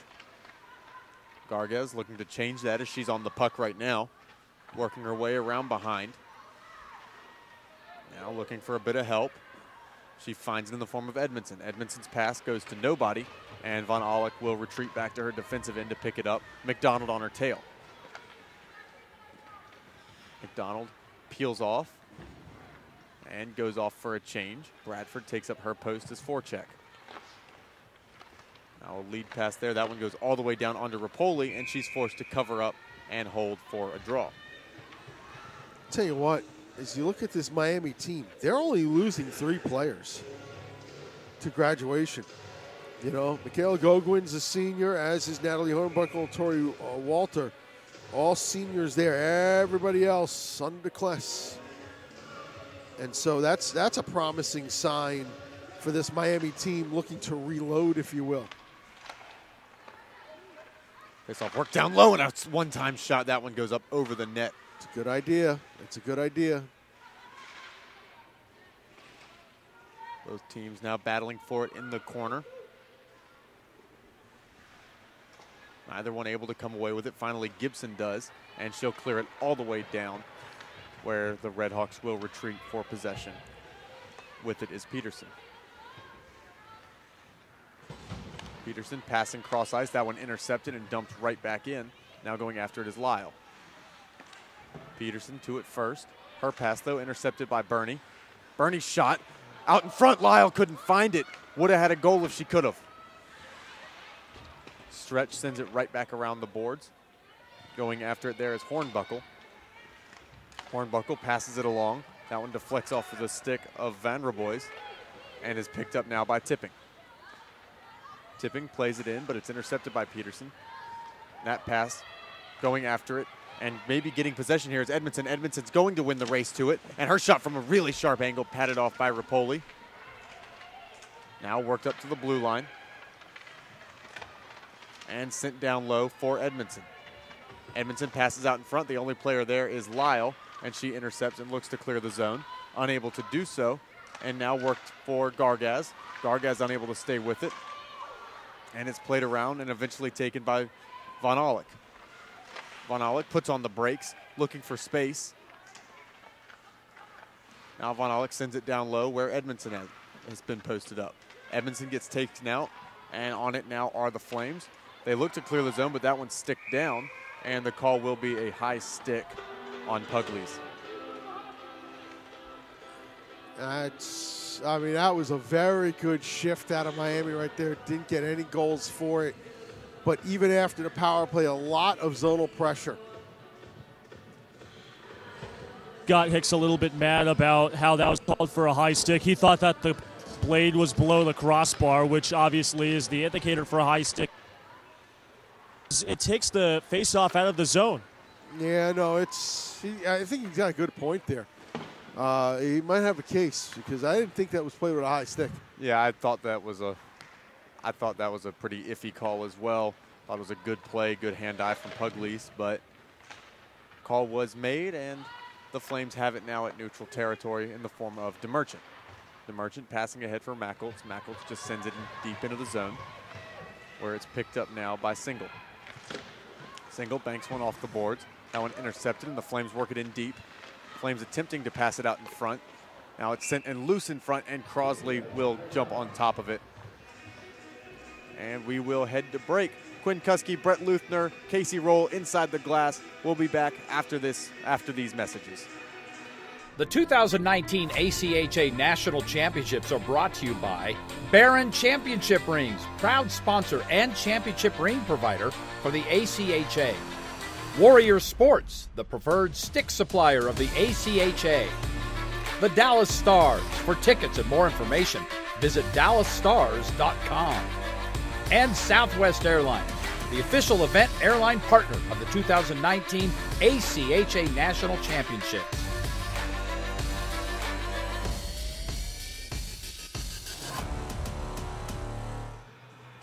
Back in Frisco for 3-0 is our score. The Liberty Flames on top of the Miami, Ohio Redhawks. But the story of the tournament has been the goaltending of Ripley Crosley. Had not allowed a goal entering the semifinals, but that wasn't always the case. The freshman ended the season 1-4-1 in her last 5 games, and before the national tournament started, she got some help learning how to close off her angles and to defend the top shelf by assistant coach Kelsey Mooney. You might ask why that's imperative? Because Mooney is a 2-time ACHA Tournament Player of the Year, a 1-time ACHA National Player of the Year, top 5 at Miami in points, goals, power plays, and plus minus. So Crosley getting some tips from one of the best in the Redhawks uniform to score. So one of the ways. Sorry for that. We lost at the very end there. Microphone kept cutting. But, I mean, the point is, Coach Mooney, that's some, what I've seen here out of Ripley Crosley, she took the lessons well, and boy, oh boy, she turned it around. Definitely looking at the starting goaltender for the Miami Redhawks for the next 3 years after this tournament. Yeah. Oh, yeah. She's certainly earned that right. Now Gargas plays it out of the zone. That one just sent right back around the boards by John. Getting to it now is Von Aulich. It almost reminds me of a situation when this is back in my old roller hockey days. Kid that I knew, we were doing this like hockey show, hockey expo at St. Joseph's Regional High School in Montvale. And well, at the table right next to all of us was Gilles Villemure, the former New York Rangers goaltender. And this kid Keith, who was at the table with us, he's a goalie in the program. And so him and Gilles Villemure sat for 2 hours talking about angles and positioning and everything. And I watched Keith's goals against average go in roller hockey. This was a lot. Go from about 4.5, it plummeted down to 2 and change, with just from that lesson alone. And it was amazing how just a different perspective can really help a goaltender's career. Interesting tidbit there, Brett. Definitely never hurts to get some advice from one of the best. Those are personal experiences that won't show up in score sheets or anything. You can't find these things online or anything. It's just personal experiences. So many stories to come up with. Now Smeebert working into the offensive end. She takes a shot. That one patted aside by Crosley. Up to the blue line, and they're going to say that one came over the line, and we'll have a stoppage. And Casey. Hey, Brett, just touching up upon that last roller hockey tidbit. Did you ever take the ice and play ice hockey, or did you find more enjoyable playing roller hockey? It depended on the teams that I was playing with, to be honest with you, Casey. There were some ice hockey teams that I loved playing for. There were some inline hockey teams that I absolutely loved playing for and won regional championships with. So for me, the Federal Hockey League still plays with rollerblades, right? Last time I checked. No. The Fed is ice. I have a broadcaster. Brett, I was being sarcastic. Hey, listen, the Fed can sometimes make a case that it's not really hockey, but I think they play with 6 players as well. They also play with owners trying to come onto the ice, but that's another story. Hey, owners onto the ice is becoming a professional thing. Just ask Jaromir Jagr. Or just ask the owner in Elmira, Yeah, New but they York. do everything different in Russia. Yeah, that's true. But yeah, no, it's my 1 year in the Federal Hockey League as a broadcaster was very fun. I can't say anything bad about that. New Jersey Outlaws gave me a heck of a ride that year. So face-off now back at neutral ice. Gargas wins it, and it's controlled by Pedersen. Pedersen playing it into the offensive end, where it's taken now by John of the Flames. John passes across for Seraphin. Seraphin banks one off the boards, and there it's picked up by McDonald. Now single for the Redhawks. Single just dumps it back into the zone, where it's picked up by Seraphin. Seraphin pressured by Edmondson. Edmondson gains possession, passes out in front. That one blocked off and taken by the Flames. Miami's given Liberty a lot more problems in this period, and yet they find themselves down 3-0 now. McDonald just took a penalty, so delayed call upcoming to the Flames. And there McDonald will touch it up. And high sticking's the call, just a little bit careless with the stick. Nothing, it's just got to be a little bit careful handling the twig, but I mean, this is again Miami working hard to present problems for Liberty and drawing these penalties, and it's just, this is a much better period for Miami, and yet they find themselves down by that third goal. A power play goal at any time could switch the tide a bit. Third power play of the game for the Redhawks, and they could use one here. As it's controlled in the defensive end by the Flames, and they'll send it out. Going after it to pick up the puck now is Von Aulich. Von Aulich with it around behind. Waiting for a passing lane and thinks that she found one, but the only stick that she finds is that of the Flames. And it's sent right back into the zone where Von Aulich will come back to retrieve. This is a young Miami team, too. 8 freshmen, 8 sophomores on this roster. So they're learning as they're going along. Lyle just going to pin it up along the boards in the offensive end, and this is one of the most effective ways to kill a penalty. Yep. Lyle now goes into the boards awkwardly. Here's some moans and groans from the Liberty bench. Unfortunately for them, they're not wearing stripes. No penalty called. John looking to... At least they're a little more respectful, as we've had some others get a little heated earlier on this week. John trying to work it into the zone. And now we do have a stoppage. A penalty. Body check. And that'll negate the final 48 seconds of this Miami power play. And heading to the box is Darby Edmondson, the 4th leading scorer on the Red Hawks. So that's a body that you definitely do not want off of the ice when you're already down 3 goals. No, definitely not. I think she's a little frustrated at the call, but it's, as I always like to say, when you got some of those calls that might be 50-50, they might not be calls to you, but they are to the referees because of where their positioning is. Referees in the right position, just sometimes it's a bad angle, and you know what, you might not think it is a penalty, but we might not think it is a penalty. Looks like a penalty to the referee. With it around behind now is Pedersen. Pedersen banks one off the boards, and offsides there, trying to drag the skate with Cialis, but it just doesn't quite work. Yeah, Cialis is just dragging that skate, trying ever so hard to keep herself onside and couldn't do so, but the intent is there, the focus is there. Just a matter of now getting one home. Just start somewhere. I think they're calling intentional offsides here. No, I think this is just where the pass generated from.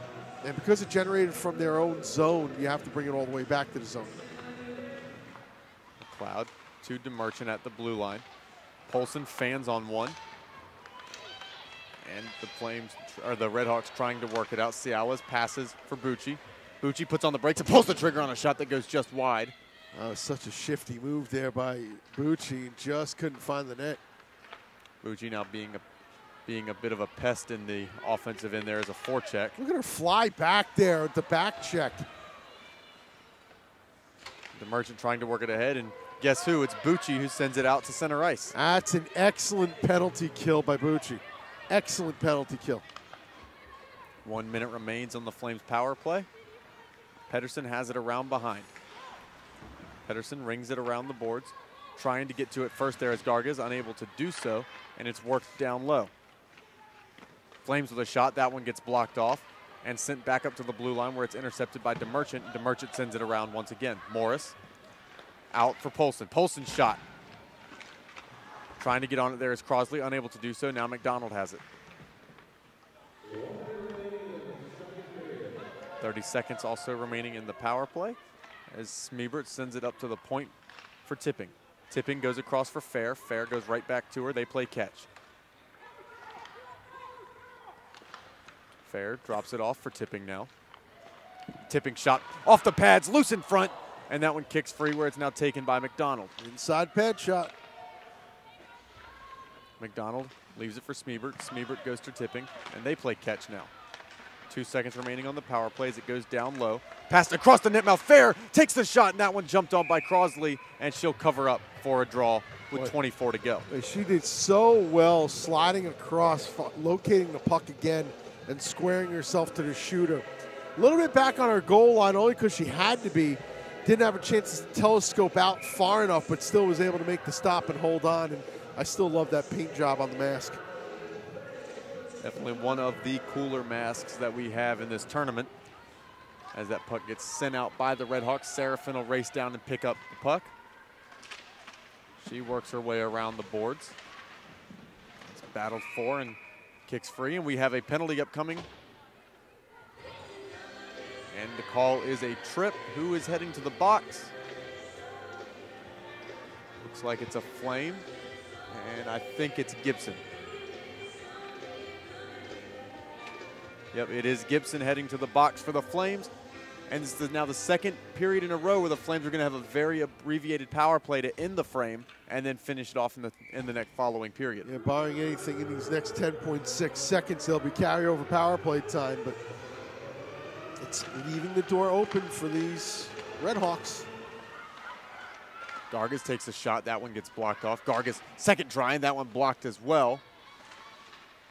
Gargas with a third shot there. That one also blocked. And the second shot block came from DeMerchant, who's still down on the ice, receiving some help from Bradford and McLeod to get back to her skates. It's going to sting for sure. And that shot came in on the inside of her leg. And definitely not a pleasant feeling to take a slap shot right there. So if you're the Red Hawks, you've got a power play now to start off the third. Now, statistically, some announcers like to talk about, the clean sheet of ice to come out and start the next period. But statistically, teams are significantly less effective on the power play when it's broken up by an intermission. So if you're the Red Hawks, instead of treating this like a continuation of the power play, you look at it as we have a 1:50 long power play. Yeah, but you know what? This is such a – I mean, sometimes those get broken up half and half. In this case, you got so much power play time going into the third. It's almost as if – excuse me. It's the majority of that power play is going to come in the third. If you're the Red Hawks, you just about have to get one on that opening power play. And we're going to go down to ice level with Casey. All right, thanks. We're joined by Liberty head coach Chris Lowe's. Coach, another solid 20 minutes. You lead the Red Hawks after 40. What's the message to the team going into the final 20 minutes, knowing they're that close to another national championship appearance? That's the easiest question we've had. That's stay out of the box. I mean, we're playing great hockey 5-on-5, and it's a little difficult when you're down a man. So we've gotten lucky. Nadia's played well, and our PK's been strong, but that's really easy. You talk about Rupali. Ripley Crosley was the goaltender coming into play today. That was the talk of the entire tournament. Nadia Rupali hasn't allowed a goal in 15 shots faced. Yeah, she's playing great. She played a real good game yesterday. Didn't allow a goal in her 2 periods, and a lot of confidence in her. She's playing her best hockey. For the second consecutive period, the Flames go into intermission shorthanded. What's the message to the team? Yeah, I mean, just saying, if we play 20 minutes 5-on-5, I really like our chances. If we do have to kill 4 more penalties next period, it's going to be hard slogging. All right, thanks, Coach. Good luck in the last 30. Pardon? Good luck in the last 20. Thank you. Quinn? Thank you, Casey. And for the second time in a row, I feel like a coach has touched on everything I wanted to touch on. Well, it's generally speaking, yeah, but it doesn't. I mean, Chris Lowe just kept it simple at that. Stay out of the box. That's the real thing. But they also have to watch out for Miami starting to get into those passing lanes when they get out. I think Liberty's just got to get back to using their speed to create disruptions in Miami's attack. Liberty definitely, the Flames have speed to burn. Whole lot going on there, especially with Lauren McDonald, who she's had a couple of chances, but we haven't seen a whole lot of McDonald in this game. No, I haven't needed to. But, there's still 20 minutes to go. Anything can happen in these last 20. All right. For Brett Luthner and Casey Roll, I'm Quinn Kuski. We'll get back to you after this second intermission on the ACHA YouTube network.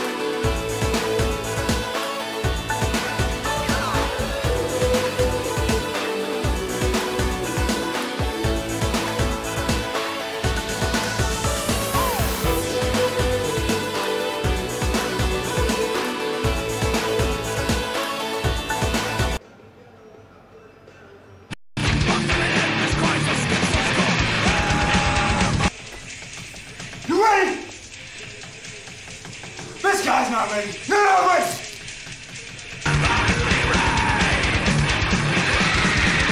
Let's go! Hockey heads are special, which is why we protect them with a helmet designed, built, and tested to endure real-world hockey impacts.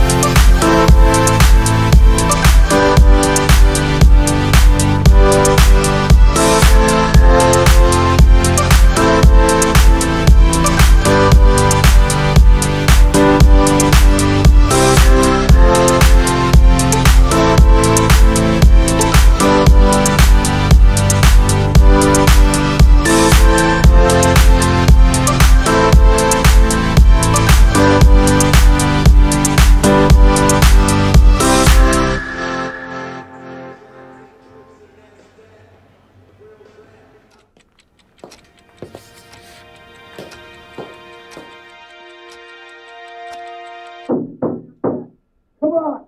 You know the answer. You studied for this. Come on. Timmy. Come on, Timmy. You got this, son.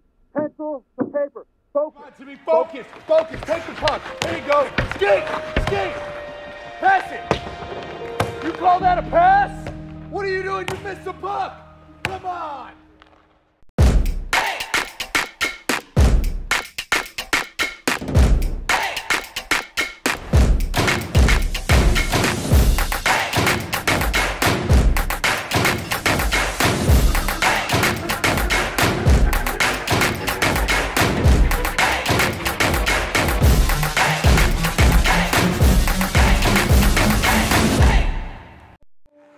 Skating was hard at first.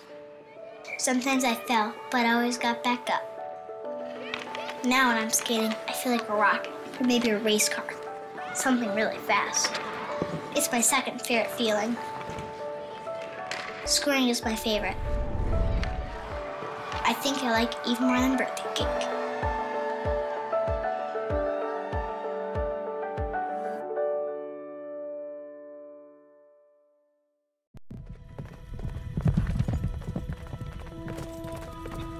There are a few things that come along that change the course of history. Inventions or developments that reshape society. They usually aren't appreciated at first. In fact, they're often scoffed at. What good will that be? Hello? Hi. Surely that can't be practical. She loves to see you. But then, slowly, over time, the greatness of these achievements become manifest. Hi! Until one day, you ask yourself how you ever lived without them. That's the nature of turning points. They bring us to new roads and new heights. They open doors we never thought possible. So it's important that we go forward together.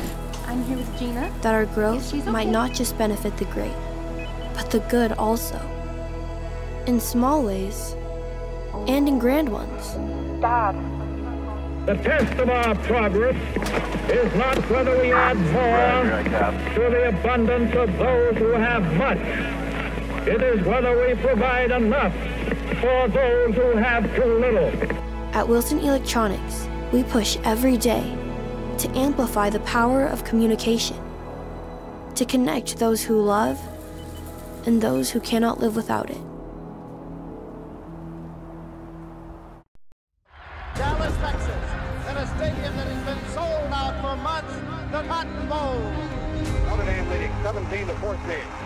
1:10 remaining in the game, and Texas with Street at quarterback. Street gives to the second man for a touchdown for Texas. The 2020 Bridgestone NHL Winter Classic, an annual celebration of hockey's heritage. Tickets on sale April 23rd. The Cotton Bowl, New Year's Day. It's gonna be a classic. The Dallas Stars have put on camps like this, and we're just really trying to build hockey in the communities around Dallas. Learn to skate and play hockey for free at Children's Health Star Centers. All throughout DFW, kids ages 4 to 14 can join Rookies programs presented by Lexus. Equipment is included and kids will get a free jersey to take home. For more information, visit dallasstars.com/rookies.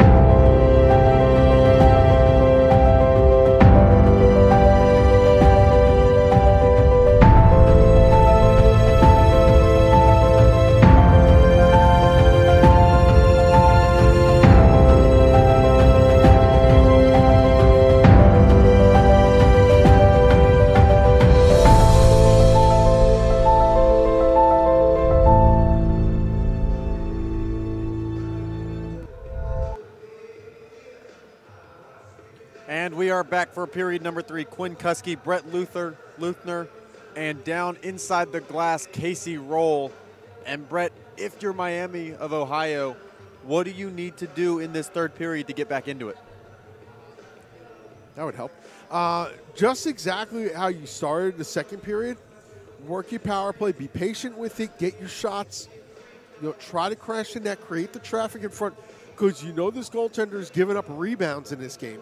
So work the puck around. Force that power, the penalty kill unit to have to move around. Open yourself some shooting lanes and get crashing the net. That's you get the next minute 50. It's not vital because I think they can still find their way in the flow of play, but it's definitely important for them. Good commentary on that. Miami of Ohio. You got to think you got to get your big name players involved. Gargaz, Sloan, Pugliese, Edmondson. We just haven't seen much of them in this game. Nope, they've been almost invisible, and that's credit to Chris Lowe's and his staff to basically closing the doors to Edmondson, closing the doors to. Von Alak hasn't had a chance to rush the puck up the ice at all tonight. Closing the doors to Gargaz. Gargaz has barely touched it. She didn't touch it in the first period. Didn't touch it much in the second. So, you're keeping the big names off everything.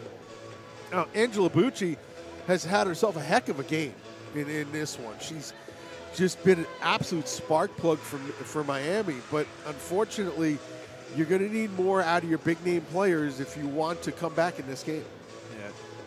You can lean on Angela Bucci all you want, but that 5-foot, 100-pound frame can only handle so much. You need it from different areas. Bucci has been a thorn in Liberty's side in the first two periods, but you need the big names and stuff. Edmonton's got to find her way to the front of the net. She's got to use her speed to be able to get there. Yes, Liberty's a fast team, but she has the speed to go with them. Garg has the same thing. I think what I would like to see is when you're using the speed to get into the zone, combine some passes together, string something together to really stretch out the Liberty defense. And I think that's been a big issue for Ohio so far. Those passes just have been a little bit off the mark. They're not quite crisp. And if you're playing a team like the Liberty Flames, every pass has to be crisp if you want to win. Yeah, you have to be sharp all the way through for sure. Both teams taking the ice. Gibson still in the box, a minute 50 still to serve on the power play. Shots are 22-15. A good period for Ohio, a whole lot better than the two-shot period. Good period for Miami. Good period for Miami. We don't want it because that's a rivalry in and of itself. Good period. They got to continue, and it starts here. Working it down low is Pugliese. She has it around behind. Now looking for space, but it's taken by the Flames and cleared out of the zone. Up into the bench area. And so we'll have a stoppage.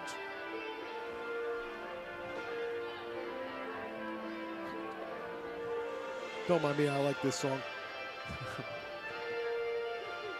Play will come back for a face-off in the defensive zone of the Flames.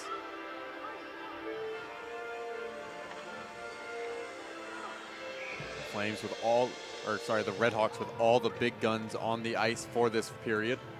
Need to be. You need to see a lot of these players here in this third period. Now Pugliese on it. She sends it up to the blue line for Von Aulich, who mishandles the puck and is forced to retreat back to center ice. Unlucky. Von Aulich working it in deep now. She has it around behind, sends it out in front, and that pass to nobody.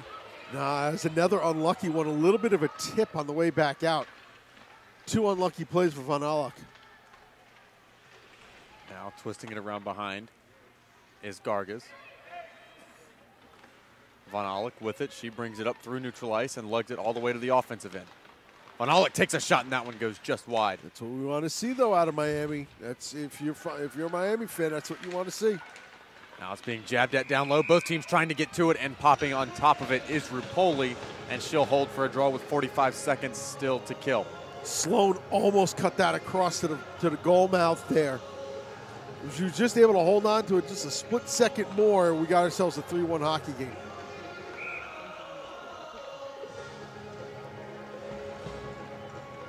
Bucci on the draw. But battled for along the near wall. It kicks free, and Serafin's the first one to it. Serafin backhands one ahead for McDonald. McDonald trying to play it off the boards to herself, unable to do so. And now it kicks free, where Bucci attempts to gain possession, but it's sent out all the way back down, where it will be settled by Peterson. Peterson forechecked by McDonald. She works it ahead, though, to Bucci. Now it's backhanded into the zone there by Cialis.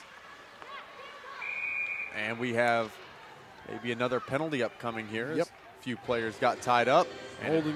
A holding call. And to the box go the Flames again. 5-on-3 for 10 seconds. This time it is Emily John heading to the box. 5'6" defenseman out of Lucan. Coach Lowe said it. You just got to stay out of the box. And unfortunately that time, a little bit of a hold. Now you got 5-on-3 for 10 seconds. If you're the Flames, you can get one in 10 seconds. You still get your power play. Yeah. It's way easier said than done, though. It's worked down low. Passed across the net mouth. With it, there's Edmondson. Edmondson takes a shot through traffic. It deflects around. I thought I saw a goal signal, but apparently not as play continues.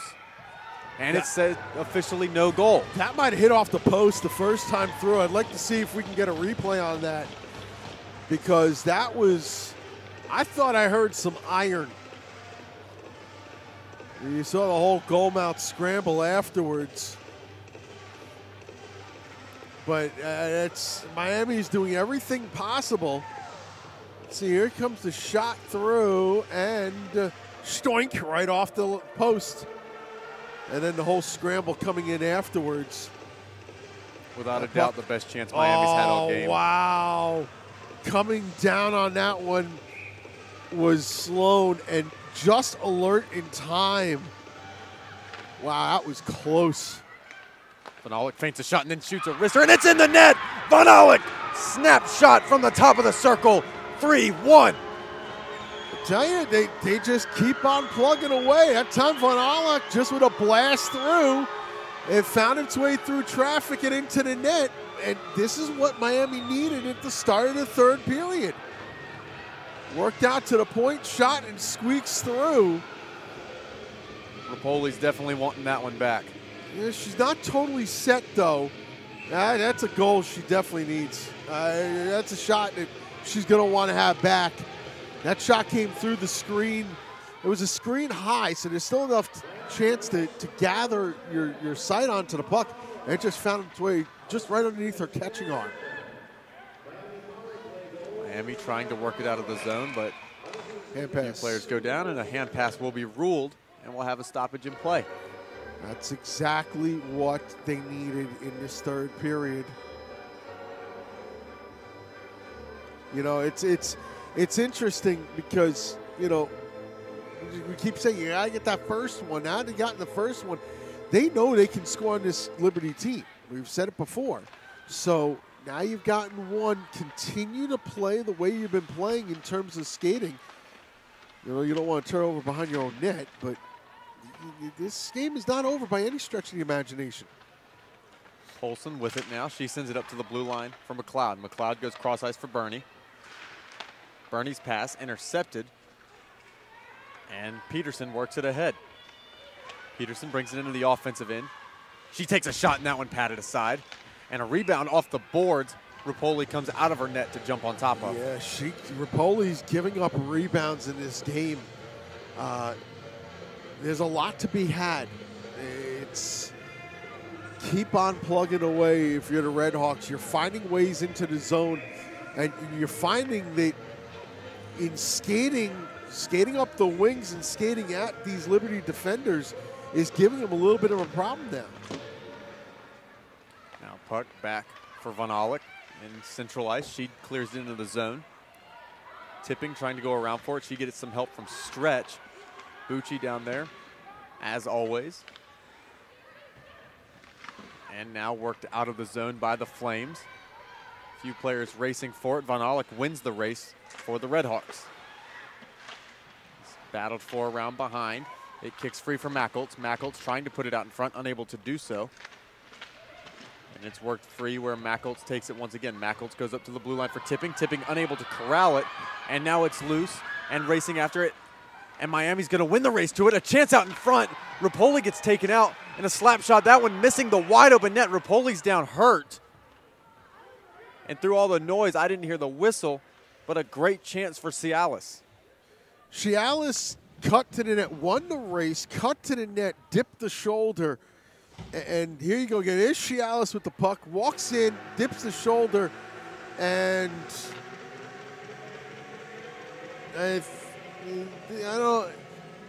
That's a veteran goalie just trying to buy the whistle there. Didn't get the penalty. I don't think she was looking for the penalty. She just wanted to get the whistle for the stoppage of play with the wide open net. And so in that situation there, if Sloan had put that slap shot in, you can't call that a goal, Probably right? not going to call it a goal. They're probably going to call it, contact with the goaltender. They're not going to give it a penalty for goaltender interference, but they'll just, contact with the goaltender. She was unable to play the puck and bring it out to the neutral zone. And I think Chris Lowe's was asking about that and got an explanation or whatnot. I don't think they would have counted that if it had gone in. Face off won by Miami. But now the dangerous part about that is so let's say the whistle's not granted.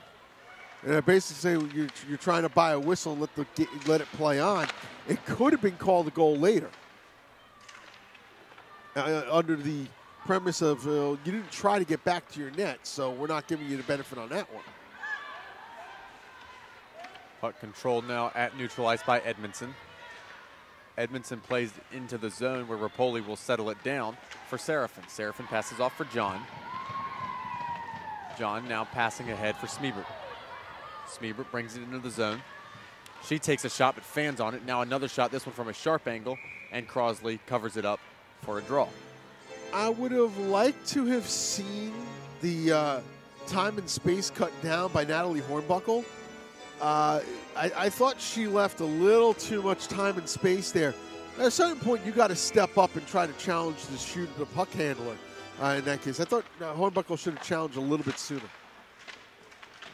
Puck held around behind. Possession gained by the Flames and up to the point for Bernie. Bernie for McLeod. McLeod goes down low where it's taken off the stick of DeMerchant and sent back around the boards where Bernie will push down and gain possession of it. And she'll send it up into the mesh and out of play for a stoppage. I should talk because I do the same thing on NHL 19. I make that play. And we're going to go down to Casey at ice level. Yeah, Quinn, just looking at this Liberty bench, Chris Lowe's making sure that his team is still in it. Nadia Rupoli took a big spill a couple of moments ago, but looks like she's still moving laterally fine. And these next 15 minutes, he's been saying on the bench, the biggest 15 minutes of the entire season. Tipping with a shot through traffic that just winds up skittering wide. Around behind now for McDonald. McDonald passes one out in front, loose in the slot. Both teams jabbing at it, and we have a whistle, and the puck is frozen. Yep, it's under Crosley. Just outside the goal line. Gibson with a bit of a sign of frustration there, or maybe just excitement, knowing that she was real close to getting one on that play. Full line change from the Flames. Going with the Polson, Smeebert, Morris line. And with it is Polson. Polson trying to set it up for Morris. That pass off the mark, and it's now on the stick of Sloan. Sloan trying to pass ahead, but winds up playing it out of play. And faceoff will come back to the Miami defensive zone.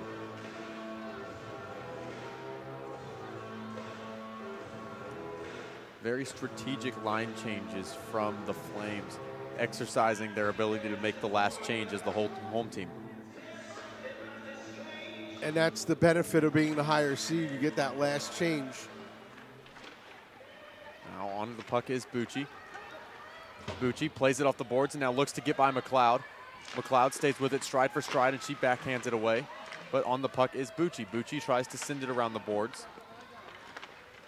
And now it's taken away, but Miami with it momentarily. And now it's away on the stick of DeMerchant. DeMerchant passes off for Bradford. Bradford with a shot, and that one covered up by Crosley, and she'll hold for a draw. Continues to stay square to the shooter. Continues to come out top of the paint, to challenge a little bit more, cut down more angles. All three goals she didn't have a chance on. So, credit to the Flames for building the opportunities there. Face-off won by the Flames, and it goes back for Tipping, who plays it for Stretch. Stretch with a shot through traffic. Crosley covers that one up and holds for a draw. I think that might have switched directions on its way in, because kind of the way it came in caught Crosley by surprise. She was able to gather and hold. Face-off now to the right of Crosley. Defensive pairing change. And draw one by the Redhawks, but played off the boards and intercepted by McDonald. That shot through traffic, it's loose out in front, but Miami gets to it first. McDonald on the forecheck, managing to force another turnover. Now receiving a bit of help from Tipping. And McDonald comes away with possession. She sends it up to the blue line for John. John with a shot, and that one gets blocked off. Delayed penalty upcoming to Miami, and there will be the call. And the call is a slash. And to the box goes Liberty to the power play. I think Casey had something down that we wanted to get to. No, Brett, I was just saying that last shot that was on Crosley, it bounced off her blocker and went straight down. It nearly crossed the goal line, which forced her to pounce on top of it. And you had touched up upon it, took a little bit of a weird hop on her one of the crazier ones I've seen over these last couple days. There have been some interesting hops here at this arena. Yeah, ask Cooper CDOT. Yeah, a very good point. Face-off controlled by Edmondson of the Redhawks. She tries to soccer it along, but it winds up in possession of the Flames. Mackholtz works it into the zone. She drops that one off, and it's sent over for Tipping. Tipping goes back for Fair. Fair tries to work it down low. That one intercepted and sent away by Pugliese back at least as far as the red line. Gargaz in the penalty box for the slash there. Again, a big name player for Miami in the box. Now Smeebert works it up for Tipping. Tipping for Fair. Bradford on the puck now, and now it goes back to the blue line for Tipping. Tipping with a shot, and that one pads aside. Now a short side stuff attempt. That one doesn't go, and it goes around the boards and all the way out, where retreating to recover is Tipping. Tipping with it behind her own net, letting changes be made, and the offense gets set back up. And now Bernie comes away with possession. Bernie's pass attempt gets intercepted by Bucci, and Bucci works it back in deep, or now she'll control it around behind. Taken back by the Flames, and with it is McDonald. McDonald drifts into the zone, and now she passes with a bit of sauce on it for DeMerchant. DeMerchant to McLeod. That puck gets worked down low and is played away by the Redhawks. Good read by Emily Sloan, cutting off the passing lane. And another pass there. That one once again intercepted by Sloan and sent back out, where McLeod will come out and play it off for DeMerchant. DeMerchant passing for Polson. Polson working it into the zone. 10 seconds to go on the power play. Polson trying to get down low with it. Now she passes for McDonald. McDonald up to the blue line for John. John passes across and now gets it right back. Back to even strength. John's shot padded aside, never made its way through. John sends it around the boards, and there it's held, and a centering attempt comes from Morris. That one doesn't work. Gargaz trying to make a play on the forecheck, unable to do it. Now Von Olick has it. Von Olick through center ice. She plays it down low, and we will have a stoppage as they entered offsides. 1:17 to go in period number 3. Shot count 29-19 in favor of the Flames. Scoreline remains 3-1. Yeah, you can just tell Miami knows they're still in this game, and Liberty knows that Miami's still in this game, because both teams are playing a style of hockey that's, Liberty's playing the lead and they're playing the clock for the lead, but they're not by any stretch of the imagination taking their foot off the pedal. And Miami continues to try to find ways to the front of the net like now. And taking over possession there is John. And to your point, Brett, sometimes playing not to lose is the quickest way to lose. Yeah, but Liberty's not doing that. Ooh, that was dangerous. Pass off of the skate of, I believe it's Seraphin, and just bounced right in front of Rapoli. Bit of a split second of panic on that Liberty bench as Miami thought they were going to get a free one.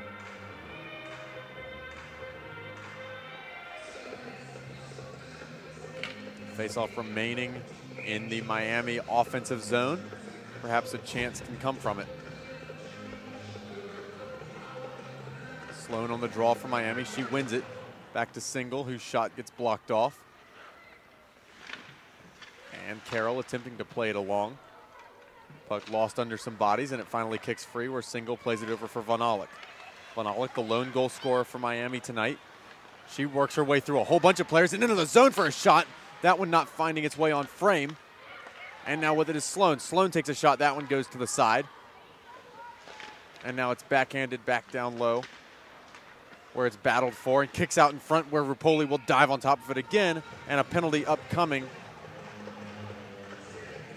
I believe the call is against Miami. That's an interesting penalty call, because there was some offensive here, but a holding call is going to be made. And Bucci to the box. Bucci not happy about that call for the Flames on this power play. At the blue line, McLeod. McLeod goes across for DeMerchant. DeMerchant works it down low for McDonald. McDonald brings it up the near wall. Passes for McLeod. McLeod to Polson, and now McLeod gets it back. Over to McDonald. McDonald goes down low for DeMerchant. DeMerchant back up to the point for McLeod. McLeod with a shot through traffic, and it skitters aside. Back on it now is McDonald. McDonald leaves it for DeMerchant, who drops it off for McLeod. McDonald passing across the net mouth, and a chance there, but it just goes to the side. A good shot for Polson. McDonald staying with it. Looking for a passing lane, doesn't see one. And now she just sends it around the boards where DeMerchant will pinch it off at the corner of the zone. McLeod with a shot. That one just goes wide. DeMerchant will get it back on the far side. DeMerchant goes down low, gets it right back from Polson, and now over for McLeod. McLeod passing for Polson. Polson with a backhand pass out in front. Morris just goes back for Polson, and it goes back up to the blue line for DeMerchant. Polson leaves it for DeMerchant. DeMerchant brings it down low. She takes a shot, and that one doesn't find its way on frame. McLeod sending it back down low, where now McDonald holds right along the half wall. 8:55 to go. Miami needs to kill this off and then build up some offense. Smeebert with a shot. That one goes to the side of Crosley. Smeebert sends it up to the blue line for Tipping. Tipping plays it across. Shot from Fair. That one winds up just being a pass. And Bradford sends it back up to the blue line for Tipping. Tipping goes back for Fair. Fair drops one for Tipping. Tipping takes a shot. That one loose out in front. Both teams coming down for it, trying to find it. And it's jabbed at, and they're going to say Crosley's on top of it, and she'll hold for a draw with 4 seconds to go in the power play. Yeah, it got scrambly down low, but it's looking like the Redhawks will kill off this power play for Liberty. And at that point, you just got to try to build something up ice, really. Use the speed. We've seen Van Allock use her speed in this third period finally. See if you can build up some more of those rushes. Oh, and a chance right there for Lyle right at the tail end of the power play. We are back to even strength now as Bucci comes out the box. 8:18 to go in period number 3. Shots are 32-20 in favor of the Flames. Should be immediate timeout now, but it's not. Face off won by the Flames. Shot there. That one gets patted aside. A rebound try, and it goes in with the goal. Gibson, and it's a 3-goal lead for the Flames. Oh, posted in. Came off of a broken play. Just the puck sat out in the slot. And as a goal scorer, you don't get any prettier than that when you bank it off the post and in. Here it is again. The initial shot's going to be blocked off, and then high slot, bang. Blocker side posting in. There's the deflection. It comes out, high slot, and just a blast. That's a goal scorer's goal right there. No way Crosley could have gotten to that one. Now McLeod dumps it in. Around the boards it goes. Peterson attempting to play it, but that one pinched off and taken by Macholtz. Now it's lugged ahead by Mason. Mason dumps it in cross ice. McLeod attempting to play it. Now it's battled for by Vonderboys. A few players come together trying to gain possession of the puck. Finally it comes away for Pierce. Now it's played across ice where Macholtz has it. Macholtz trying to work her way into the zone. She takes a shot there, and that one goes off the iron. Outside of post on that one. Now Pierce from the blue line through traffic, doesn't find its way on frame. Another shot there. That one in tight. Crosley will pop the glove down on top of it. And there is our media timeout. For Brett Luther and Casey Roll, we're going to step aside, and we'll be back after this commercial break on the ACHA YouTube network. The 2019 ACHA National Championships are brought to you by Budget Car Rental, the preferred rental agency of the ACHA. Hogan Transportation, official tournament partners of the 2019 ACHA National Championships. Edge Protect, protecting goalie skate blades since 2004 and official sponsor of the 2019 ACHA National Championships.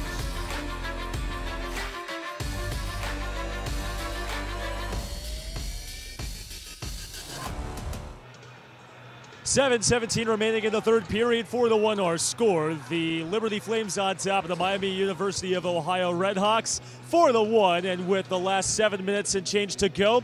Something interesting to note, 20 shots for Miami is the most any team has put up against the Redhawks in this tournament, against the Flames this tournament. So the final 7 minutes and change, it's time to cowboy up for Liberty to make another trip to the national championship.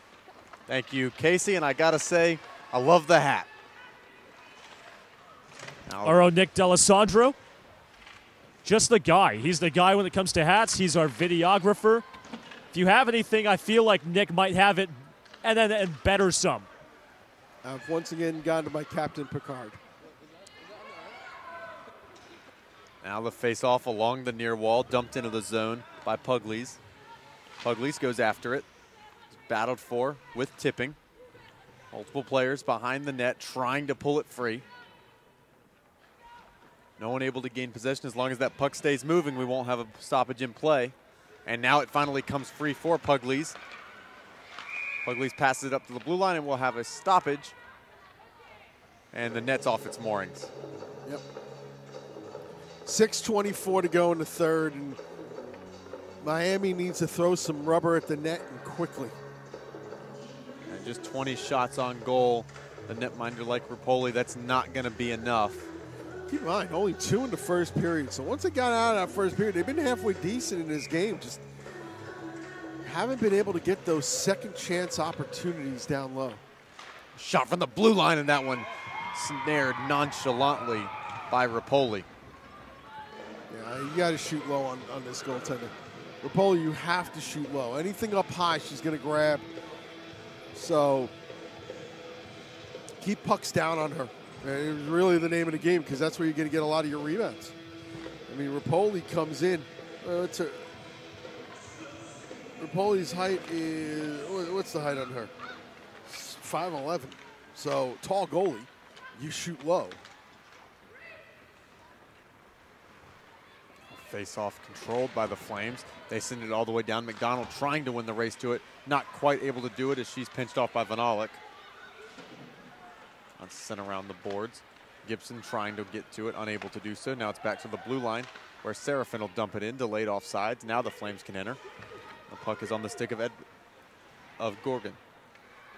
McDonald steals it. She leaves it off, and it's taken by Gibson. Gibson sends it around the boards. That one taken by Gogan. We have not called Gogan's name enough today. Now with it is Bucci. Bucci backhands one into the zone. Want to go all the way down. Where it's picked up now by Cialis. Cialis unable to keep possession of it. And now it's played out by the Flames, but intercepted. And attempting to get a chance there was Miami, but it's taken back by Bernie. Yeah, Jen Davis had an opportunity down low, just couldn't tee it up. Trying to gain possession are the Red Hawks. There's a whole lot of scrambling right now in that Liberty Flames defensive zone. Now that one's sent deep into the zone, and Bernie will retreat and pick it up. Bernie puts on the brakes around behind. And she intended to leave it off there for DeMerchant, but DeMerchant wasn't expecting it. And now that puck goes up over the boards and out of play. And we'll have a stoppage with 4:44 to go in period number 3. I think Nick almost got that one in the mug. Did he? Casey's right there. I don't know if that puck got close to Nick or not. I'm not sure what you're talking about. Nick's been gone for a good 3 minutes now. I'm the only guy down here. Well, you know, you never know with Nick if he's always lurking. Delayed penalty upcoming here on the Red Hawks. Yeah. And that's about half of the remaining hockey game. Yep. Just you had to, though. It's one of those, you got your opponent cutting to the net hard. And in trying to defend, you know, into the penalty box goes Van Allock. And, you know, now the Flames get to play keep away for 2 minutes. That's going to run you down to 237 and trailing by 3, unless you aggressively go after it and possibly fashion yourself a shorthanded opportunity. A good chance. Maybe you get Bucci on the ice, use her speed. She's not out there right now, but we might see her in the second shift as a false start on the draw.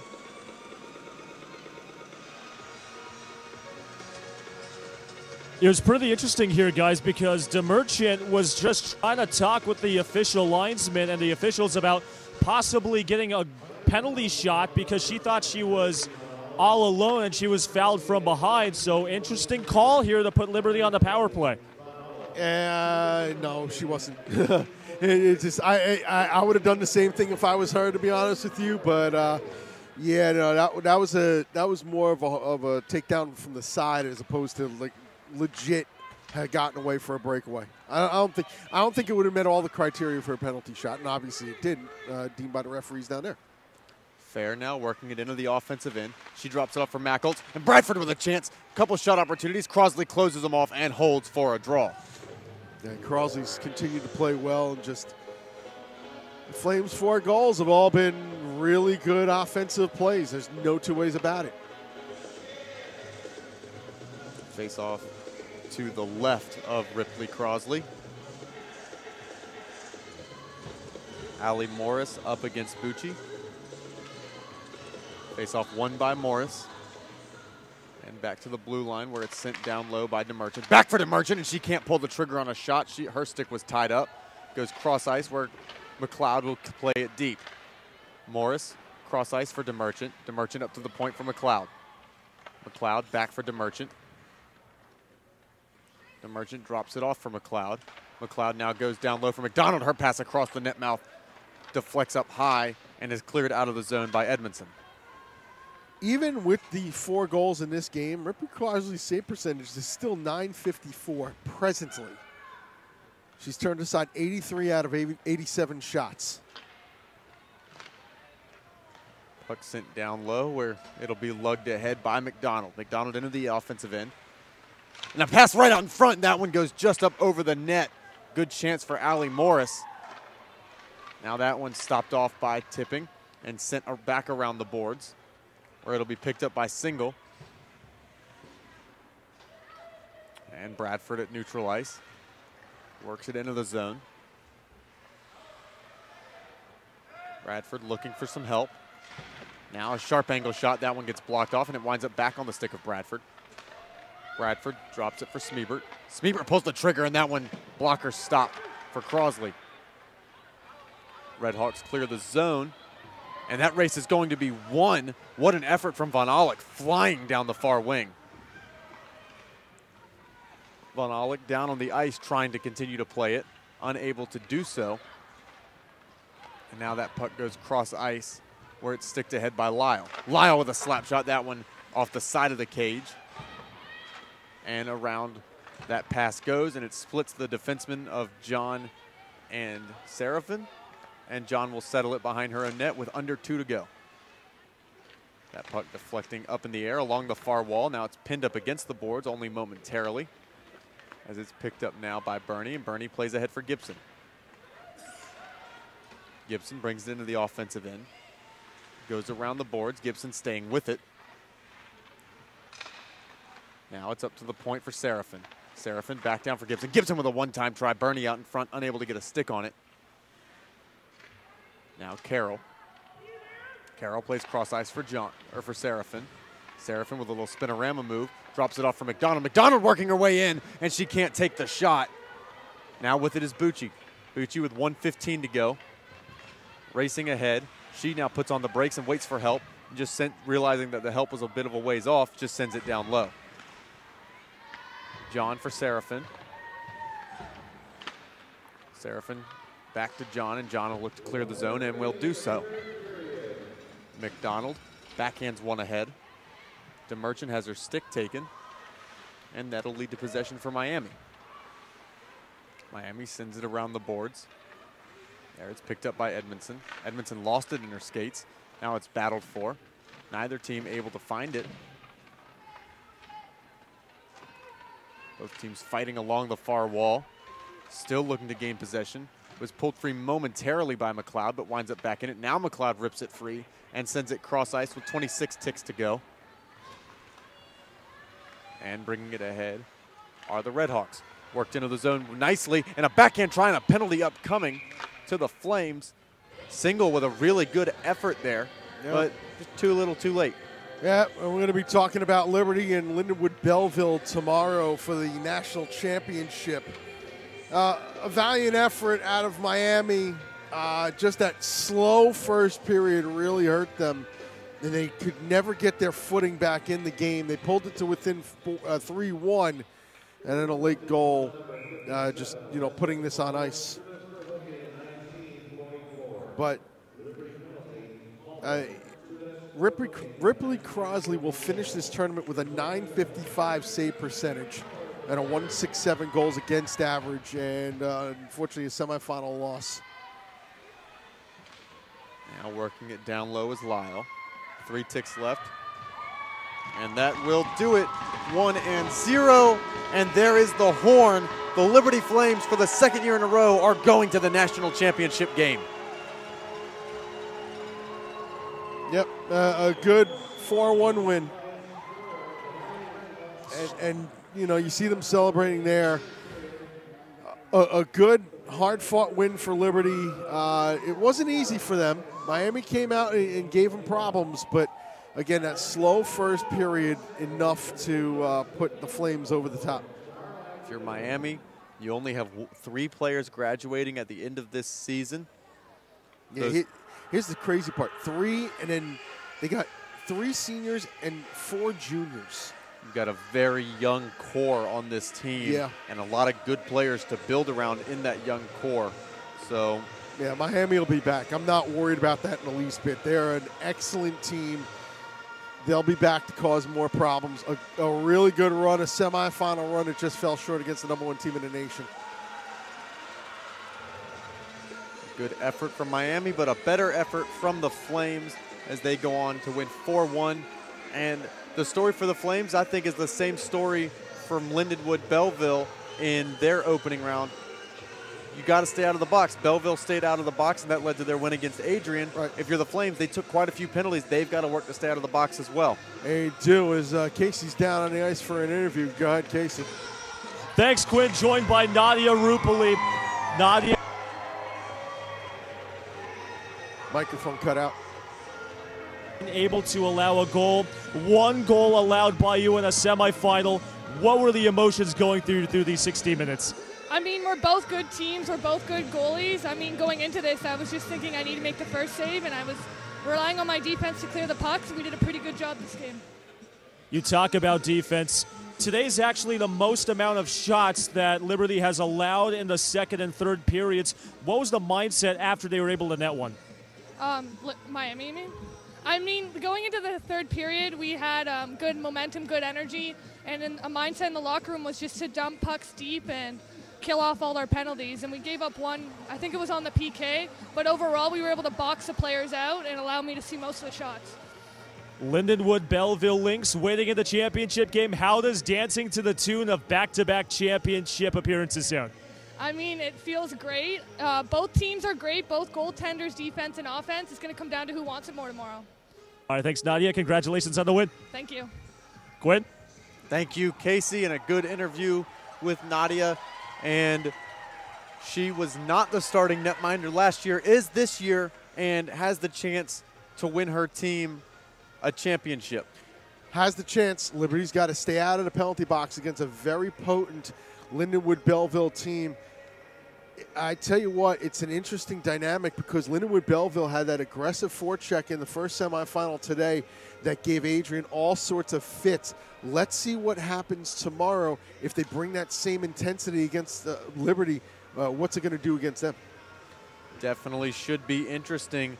And also with Liberty, anytime Lauren McDonald is on the ice, you can count on her to pester the defense of her opposing team, and she by herself puts on a spectacular forecheck. She does. There's some others that do it as well, and so it's just a matter of, again, tomorrow it's going to come down to these two teams who've been played really good today, and it should be a fascinating final. Looking forward to it. I'm Quinn Kuski alongside of Brett Luthner, and down at ice level was Casey Roll. So long, and we'll see you for the national championship game tomorrow on the ACHA YouTube network.